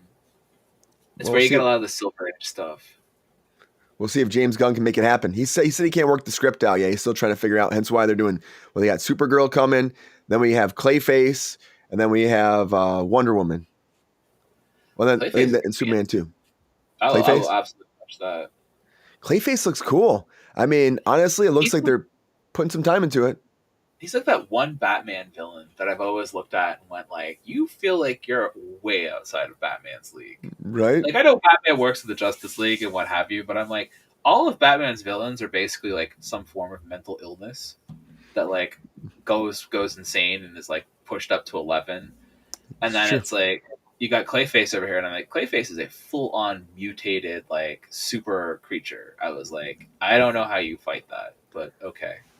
Yeah. And Killer Croc is kind of ruthless too, but Killer Croc is not full of like Clayface is too much. But he's such a great character. Like his story is so tragic and he's so interesting and what have you. So like I'd like to see the film, but I've always struggled with him as a villain for Batman. I know James Gunn recently said that it's going to fall into his DC universe. So this Clayface will be with his new Batman eventually. So that's how much he loves the script, which is cool. And they're already showing like what Gotham looks like in the new stills coming out. And you can see where Wayne Manor is and all that, because like in the Pattinson one, it's all different. You know, they flooded the whole city. Wayne Manor's gone. So I don't know why they keep doing those if they're going to do. I don't like the whole Elseworlds thing. I'm like this. Why are we doing 2 different Batman at the same time? You know, like I think it's too much for people. I don't know. I don't like Elseworld. Yeah, that Batman 2 starting to start shooting in January, and then we'll see where that goes. And then this Brave and the Bold, they're still figuring it out. The Penguin is one of the best television shows. It's a great show. It's great. So that's Colin Farrell's. So good. He was incredible in that. You think he'll win an Emmy? Really come up. I would hope so. He's really come up in his own as an actor. Like I remember that period there where we were really like touch and go with him, where he was like always on drugs and becoming like a real problem and such a friggin' douchebag. And it was like, oh, Colin Farrell, like he's a problem, he's a whatever. And somehow he just turned it all around and became one of the greatest character actors. Yeah. Like Jesus. Whoop. Gone. Off to the races. It's great when you see that too. I'm like, yeah, I get it. You know? But it does happen. People revolutionize their career all the time. What's that movie that he did? Is it In Bruges? In Bruges. I love In Bruges. It's so good. That is one of the best good. movies. So good. He is incredible in that film. Like, so good. And it's basically just an expose of him. Like, it's just watching him be whatever. So it's great. I never saw The Lobster. I really wanted to see that one. It's good. It's really good. It's weird. It's weird, but it's really good. I mean, Colin Farrell is just a talent. That's why I'm always like down for everything he does. That's why when he was cast, Penguin, I'm like, yes. They're talking about season 2. He is in the Batman too, but he's saying he's not in it that much. I mean, who knows? People say that stuff. It's like, are you lying to us? John, you want a Catwoman movie again? I don't know about Catwoman. I think we gotta leave Catwoman alone. I don't know. Maybe you can figure it out. No, they've been. They can actually cast someone who looked like Catwoman. That might do it. Might do it. Maybe they have a Catwoman and Batman movie. You know, they never have a decent Selena Kyle in these movies. Michelle Pfeiffer is still the best. Michelle Pfeiffer is still the best Catwoman. Still the best Catwoman. Yep. I should be like excited to see Catwoman. I'm just like, she was upset she didn't come back for the Flash. She wanted to come back for the Flash as Catwoman. Who was the one that was in the Bale? Christian Bale, because that Anne Hathaway. Awful, fucking dreadful. One of the worst Catwomen I've ever seen in my entire life. Everything about the look, the way it was executed, the way she delivered her lines. Anne Hathaway is a great actress, by the way. Like that's not a hatred on her. That was just not a role for her. And you can see it. It was weird. It felt weird too. Even like on set, it felt weird. You know, the little cat ears she had too. Even like the costume design wasn't. It felt like it was more like she's going to a masquerade ball than actually Yeah. being Catwoman. You know, especially after the Michelle Pfeiffer costume. It was so cool, so well done, so Tim Burton in a lot of ways. But I mean, they went like totally a different direction. I was like, I don't know about this. Kellen is typical Irish. Yeah, I love Colin Farrell. But I mean, we'll see if they ever do a Catwoman movie again. I think if anybody's gonna do it, James Gunn seems like he would do it. He's talking about doing a Plastic Man movie, you know. So, well, I heard, if I don't know if it's true, I heard that Darren Aronofsky wants to make the Plastic Man movie. I heard a rumor about that too. Yep, Darren Aronofsky wants to happen. It will be the best movie ever. And Plastic Man is really fucked up.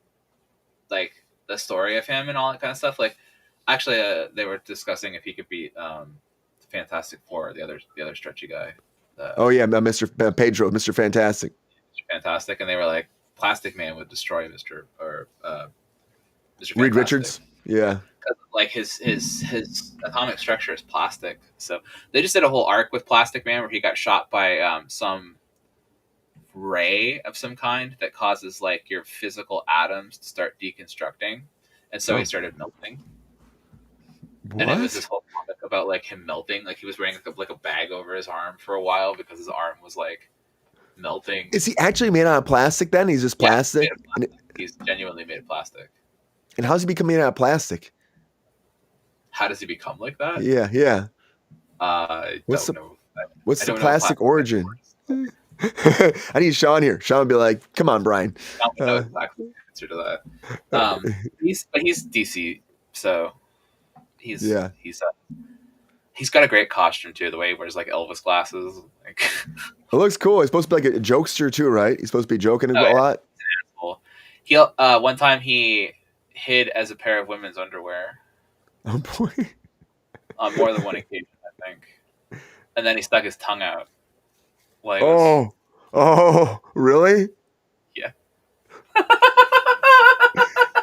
Oh, Aronofsky might be great for this. You're right. Yeah, that's what I'm saying. I was like, yeah. I think I cast Adrian Brody or something like that. Do something crazy. Adrian Brody. Adrian Brody is Plastic Man. It's Plastic Man. That's a good casting. I'm here for that. I know Jay Barish. I can't say his last name. He was in like all the comedy movies. Jen Bernachel. Jay Burnish. I can't think of his name, but he's like always plays goofy characters. He was wanting to be up, but I don't know if that would happen. I mean, people are going to start stepping for him that actually moves forward. But James Gunn did say he wanted to make a Plastic Man movie, so and that Aronofsky rumor came out. Could happen. I'd be interested about that. And yes, Halle Berry did get a Razzie. You would get Jim Carrey. Yeah, Jim Carrey. Can you imagine Jim Carrey doing that? He tried doing what was the one he did? He did that one Kick-Ass. Kick-Ass. He did Kick-Ass. He like remember he got all like he told people not to watch it. He told people not to watch it. He was very upset about it. He's like, I'm embarrassed I made this and all this kind of whatever. He was good in that though. Yeah, I liked him in it too. But it's funny for Jim Carrey to say don't watch this because he's just goofy and out there in all of his stuff. He's good in his serious roles, but they're very few and far between. You know what he was good in, but it was a bit disappointing. I think Sonic 3 was the weakest Sonic film. For sure. Yeah.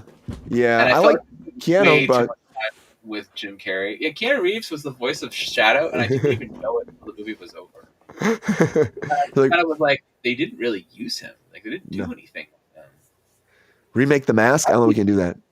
Why do we go out and get these mega talents, these like Keanu Reeves and like Idris Elba and all this kind of stuff, to voice a character in something and have them like have 5 or 6 lines? Like, why did you have to go get Vin Diesel to do Groot? I know, right?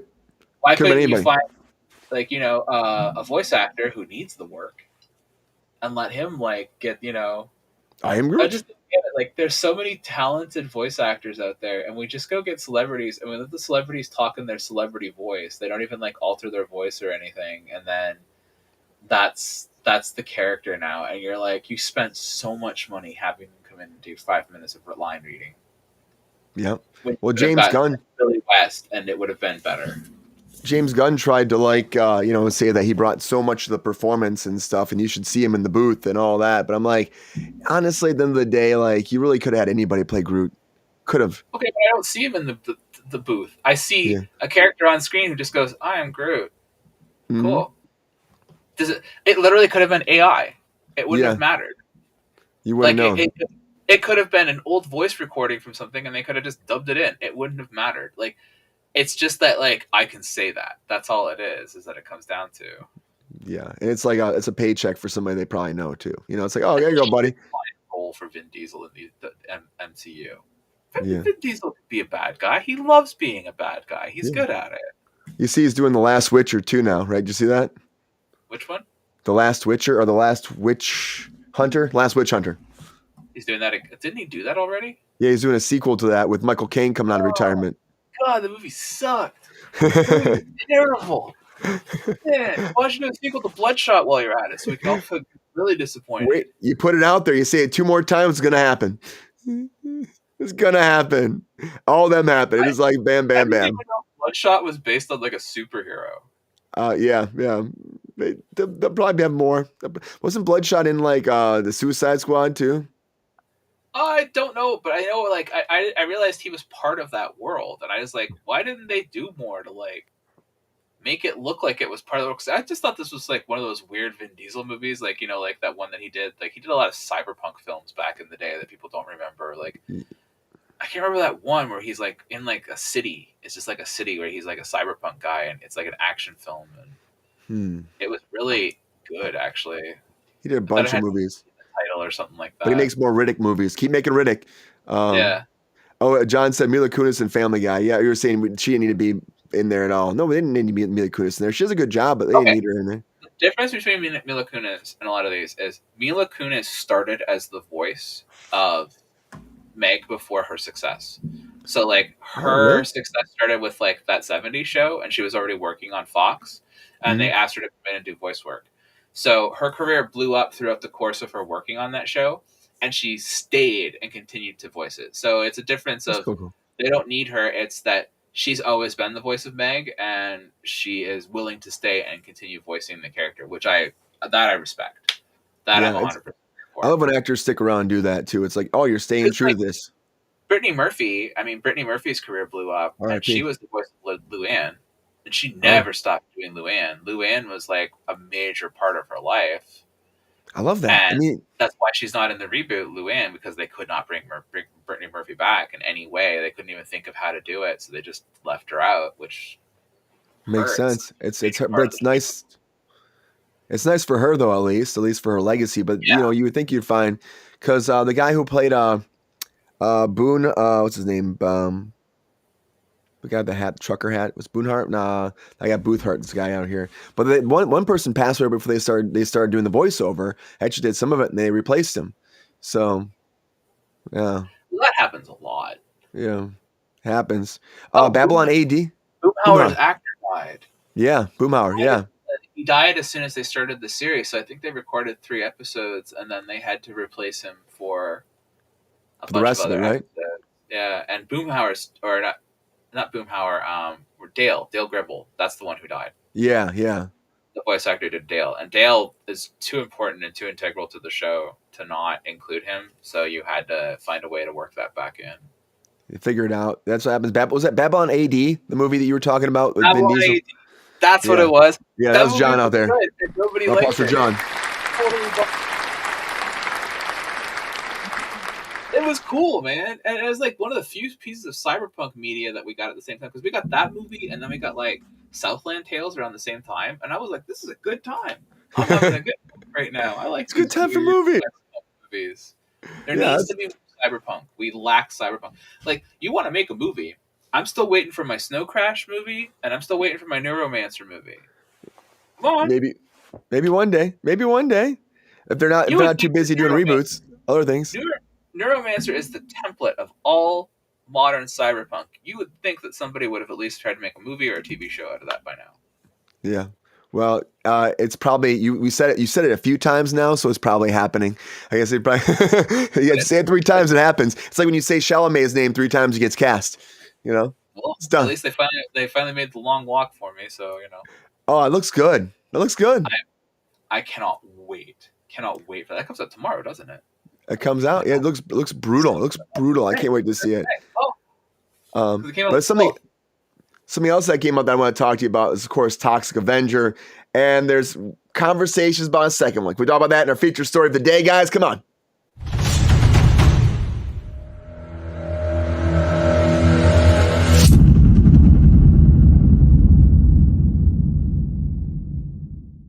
Toxic. I gotta say, like, I enjoyed Toxic Avenger.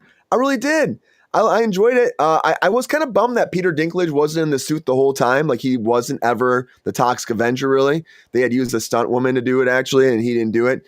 They shot during the lockdowns and stuff. So they were in like Bulgaria, they said, during like that time. So it was all the protocols. It was that long ago they actually shot this. But they have ideas to actually do it. Like the actual showrunner was saying, they have ideas for a sequel, but not sure because it has been so long if they can get the cast back together. But it's not making great money, so I don't know if that's going to happen. You know, if it was a big blockbuster success, I'd be like, maybe they keep making them. They did what, like 3 of the original ones, Lexi, something like that. They did 6. Is it 6? I think 6. Whoa! 5, and an animated TV series. There you go. They were probably expecting to do something big like that. Got Peter Dinklage. Like, oh, let's make a lot of these. It's made $3 million. Product from Troma that you would ever see get a major theatrical reboot. Like, I cannot think of a product from Troma that would ever get that treatment. Where's my Killer Condoms? My expensive Killer Condoms reboot. Come on, give me that. I have no idea. Where's my Sergeant Kabuki Man? Huh? I want a live action expensive Sergeant Kabuki Man. That's what I want. Where's my overpriced Sergeant Kabuki Man? Have him fight the Toxic Avenger. They have before. It's not even weird. That was like a whole multiverse of these characters fighting each other. Dude, Troma is the quintessential MCU. Like, those motherfuckers have had their shit like combined together forever. Like, they are all like one all-encompassing whatever, and like all of their weird little mascot characters will always. It's the same with Full Moon, Troma and Full Moon. Those independent, low-budget studios that put out like horror movies and stuff like that. These are like them. And Lloyd Kaufman's a beast. Lloyd Kaufman. I mean, when I asked why they would make this, and I was like, I feel like Lloyd Kaufman would not want this, and then I was like, wait, no, Lloyd Kaufman would exactly want this, because Lloyd Kaufman's whole purpose in life was to make money. Yeah. And he knew that, and he liked selling slut. Like, he liked selling like sleaze and gross and all this disgusting whatever. So it was like, how he could get that out there to the mainstream, he just wanted to be as cheap as possible. So he made the cheapest product he could to make the most money. It was the most profit. That was his whole point. But he also relished that, sleaze and that, grossness to it. And that became like a big part of it. So I don't know. There's just something about Troma leaking into the mainstream that feels off or weird. It never gonna sit right with me in some way. But it only made like $3 million, and I can't find the budget. But there was like $5 million left over in their budget. If that tells you anything, that they were like donating to charity.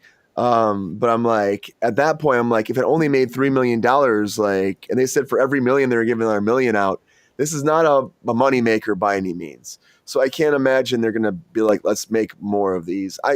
It's a weird movie. The reboot was a weird movie, but the original ones I'm imagining are weird too. I haven't seen them, but I still enjoyed it. One thing we've learned, Brian, that's true. Like sequels to things that fail. It's like, oh, we made no money. Let's make more. It's like, that made no money. I think we already have 4 in the works that we're making. Yeah, we'll just put those out too. Hopefully they'll get somewhere. I've never understood this choice, because once again, Toxic Avenger, he was a part of the 90s. He made himself enough of a name in the 90s, like that he got an animated series and had like based on a few lunchboxes and things like that. But he's always been a cult underground figure, and he's part of like one of the biggest cult underground video production companies out there. And yeah, like, he's an icon, but he's not an icon in the mainstream way. He's an icon in the indie film scene and stuff like that. So I don't know. Like I never understood this choice to do this to go this route. And the Peter Dinklage thing, I was like, it's funny, but also I don't know. It feels like once again you missed the point kind of thing because the original is about a nerd What's who up, works Michelle? at a, and the nerd at the gym, he gets bullied all day and he can't get girls, and so the bullies take him and they throw him into a bin of toxic waste because they think it's funny, and then he comes out of it. The This is a toxic lot event. different then. He's like going because he has to pay his bills. He's going to the actual company to try to rob it to get money to pay his hospital Oh bills. no, not at all. No, this is about a Toxic Avenger is about a skinny, gawky nerd who is a janitor at a gym full of hot, buff men and women. And the hot, buff men and women make fun of him all day and This is all not night. that. And he can't possibly get laid or get anything in life. And then the bullies take him and throw him into a bin of toxic waste and think it's funny and leave him there. And then he crawls out of it and melts into like the Toxic Avenger. And then he gets up, and the reason he has a mop is because he's a janitor. Yeah. He's a janitor in this too for the company. He's a janitor for the company, So he has a Kevin battle Bacon's mop. company. Mother, what happened? What's up, Michelle? We're just talking about the Toxic Avenger reboot may be coming too with Peter Dinklage. Good to have you, Michelle. But yeah, no, But then the rest of the film is just over the top gore of him going around and killing all the people that basically like threw him into the bin of whatever, and also getting laid because now he's hot and he can score. They even though he's changed a this model. completely. It's like, his kid is trying to reconnect with his step kid, and he's trying to be a good parent at the end now too, but he has the mop and he's like the Toxic Avenger and None of that. Yeah, no, Yeah. the Toxic Avenger gets laid. He gets pussy. That's what he does. There are literally like I think the third one or whatever, he's surrounded by like 3 hot bitches like crawling on him or whatever. Like these movies are just gore. They're sex and gore. Like that's all they are. So first of all, the idea that they even wanted to make a kids TV series out of it was always mind blowing to me. And then like the fact that you want to reboot it and whatever, I'm like, it's sex and gore. I'm like, that's all it is sex and gore. Wow. Literally. John just called you Mike Jr. because Mike says stuff sometimes on here. Be like, what? Mike was like, you can say pen. I'm not going to say what he said. You can say pen to the duration. And I'm like, you can't say that word. I have to kind of blur it around. But he said like 5 times in a row. I'm like, I don't know if he can say pen up on TikTok. I have a hard time with the censoring myself on these things because I don't always know. Like I work really hard to censor myself, but then there are things that like the algorithm. Yeah, I think that's fine. Like, I think that's fine. I don't know what y'all think is inappropriate nowadays. Yeah, I'm transgender. I can get away with it. Take that, TikTok. Take that. That's right. That's right. Oh, Michelle said no strikes yet today, so we're good. That's good. Yeah, I don't think I've had one yet. I'm putting that out there. And Mike has said some spicy stuff. Jonathan's like the one that's like very. Have you ever worked with Jonathan before? I don't know if you have. You ever met Jonathan before? Black dude, right? Yeah. Have you met him before? Oh yeah, I've worked with him more than once. Okay, I don't know. Oh, that's true. That's right. Don't you remember That's the right. unicorn debacle? That's right. The unicorn thing. That's right. That's right. That's right. He was like off on a tangent for a long time. He was like, Yeah. whoa, let's just stay here. I'm gonna. Yeah, we're gonna not talk about that one. Yeah, that might kick us off. Mr. Customer Service. They're like, wait. Anyways, we have a good time here. I did not know that the Toxic Avenger was pimping, and I know pimping ain't easy for him. But I thought that he was just like this. What I saw in the movie. I didn't realize they went down that path. So maybe they will never do that in these movies. They'll never do that. Can you imagine making Peter Dinklage do that? Thank you for the core, Michelle. Toxic Avenger gets laid, and there's a lot of nudity as well, like a lot of like naked girls and stuff. I mean, we're talking the 80s. We're talking that era of the sorority girls and the slime ball bolorama. We're talking like your straight to videos, your objectification of like women and like gore. Yeah, that's all it is. It's that peak of that, the absolute pinnacle of that, like raw, unfiltered, just gore and sex. That's all trauma is. Raw, I had no idea. or insects. Trauma is one of my favorite companies. So. Well, I want to see more. Maybe do you think this will lead to more of their stuff coming, or do you think it'll be a big no? Absolutely watch Sergeant Kabuki Man. You would love Sergeant Kabuki Man. Sergeant Kabuki Man is the best thing from Trauma, honestly.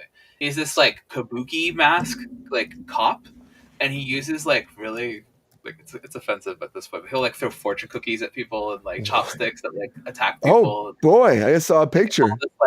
It's all this like very like Asian oriented like stuff, but he just like they'll attack like in weird ways. Like the toothpicks will like bite people and things like that. So it's just like. What is? I have not. Are you looking at Sergeant Kabuki Man? I just found a picture, and I was like, what is this? There are several of them. There are several Sergeant Kabuki Mans. There's more than one. I got this one right here. I was just looking at, and I was like, what is happening here? I was like, He's what? A cop. He's a New York City detective. Oh my god! Maybe that would be next. And you said he fought the Toxic Avenger at one point? I think he fights the Toxic Avenger at some point, yeah. I'm pretty sure he does. I don't remember. Michelle says she's dying right now. I don't know. I've never heard of this. Oh, we can do a whole thing about just this multiverse right here. Trauma have their own version of Romeo and Juliet called Tromeo and Juliet. And it's just a really messed up Trauma version of Romeo and Juliet. And it has the lead singer of Lemmy from Motorhead. He does the narration, the Fair Verona, where we lay our scene and all that. And so like all this like wild stuff's going on, and then Lemmy will just walk out in the shot and start talking about things. Lemmy is in a huge amount of Trauma films. Lemmy will just wander into Trauma films, like be there in the background for no reason. Just like, there. Oh, there's Lemmy. Just crossover. Okay. Yeah. What's up, movie star? Welcome to the show. But Trauma has a place in Hollywood. Trauma is its own special little thing that exists in the bowels of Pittsburgh. That's where it belongs. Well, I need more of this. We need to talk more about this, but we're gonna wait. We're gonna save this for another day there, Lexi. This Toxic Avenger 2 may be coming, guys. I don't know. More Trauma coming. I'm excited to see this. We'll have another conversation. Maybe next week about this. Maybe we'll just dive into this more next week, Lexi. How about that? Absolutely. Let's make it happen. Thanks for being here. I gotta get out of here too, but thank you for being here, Lexi. I appreciate you as always. Had a great day today. Thanks for being here on the morning show again on Kickin with Kruse. Always. It's always fun conversation. I didn't drink. It's Friday. I thought we were supposed to drink on Fridays, but I figured it was too early in the morning. I guess I could have done mimosa. Yeah, right. That'd be actually kind of fun to do, like mimosas. That's going to be a day where I have to have the whole day off, though. That'd be a crazy Friday night show then, right? It's called Day Drinking with Brian all day. How about this? Like, if I do win today, if I win, then maybe next Friday I just have like a big celebration. How about that? That'd be kind of fun. We can do it next Friday. We'll do like a whole day. 12K, guys. Thanks for all the likes. 12K. Michelle, John, thank you out there. Movie star, good to see you. Also good to see you, Killian, out there if you're still there. Guys, thanks for being here on Kickin with Kruse, your one-stop shop for entertainment talk. Hope you had a great time today, guys. As always, I'll be back tonight at 6:30 p.m. Pacific Standard Time on the U to the Tubes, guys. If you want to check that show out, might be a lot of adult beverages happening tonight, too. Nero Gum would be fun with the Buzz Kruse. You should come watch the show tonight. It depends. I might be happy or sad. I don't know what's going to happen today. It's a big day. Wild Fridays, let me tell you. Yeah, some wild stuff. And now that Pep Star is live on Fridays all the time and it's super sassy, it's always gets crazier too. So, yeah. But anyways, thanks for being here, Lexi. Appreciate you. I'll catch you next week, and for sure, I can't wait to talk more and more Trauma news, guys. More news here on Cruise Control. Thanks for being here. Again, have a good day. See you, Lexi. Bye. Bye, everybody.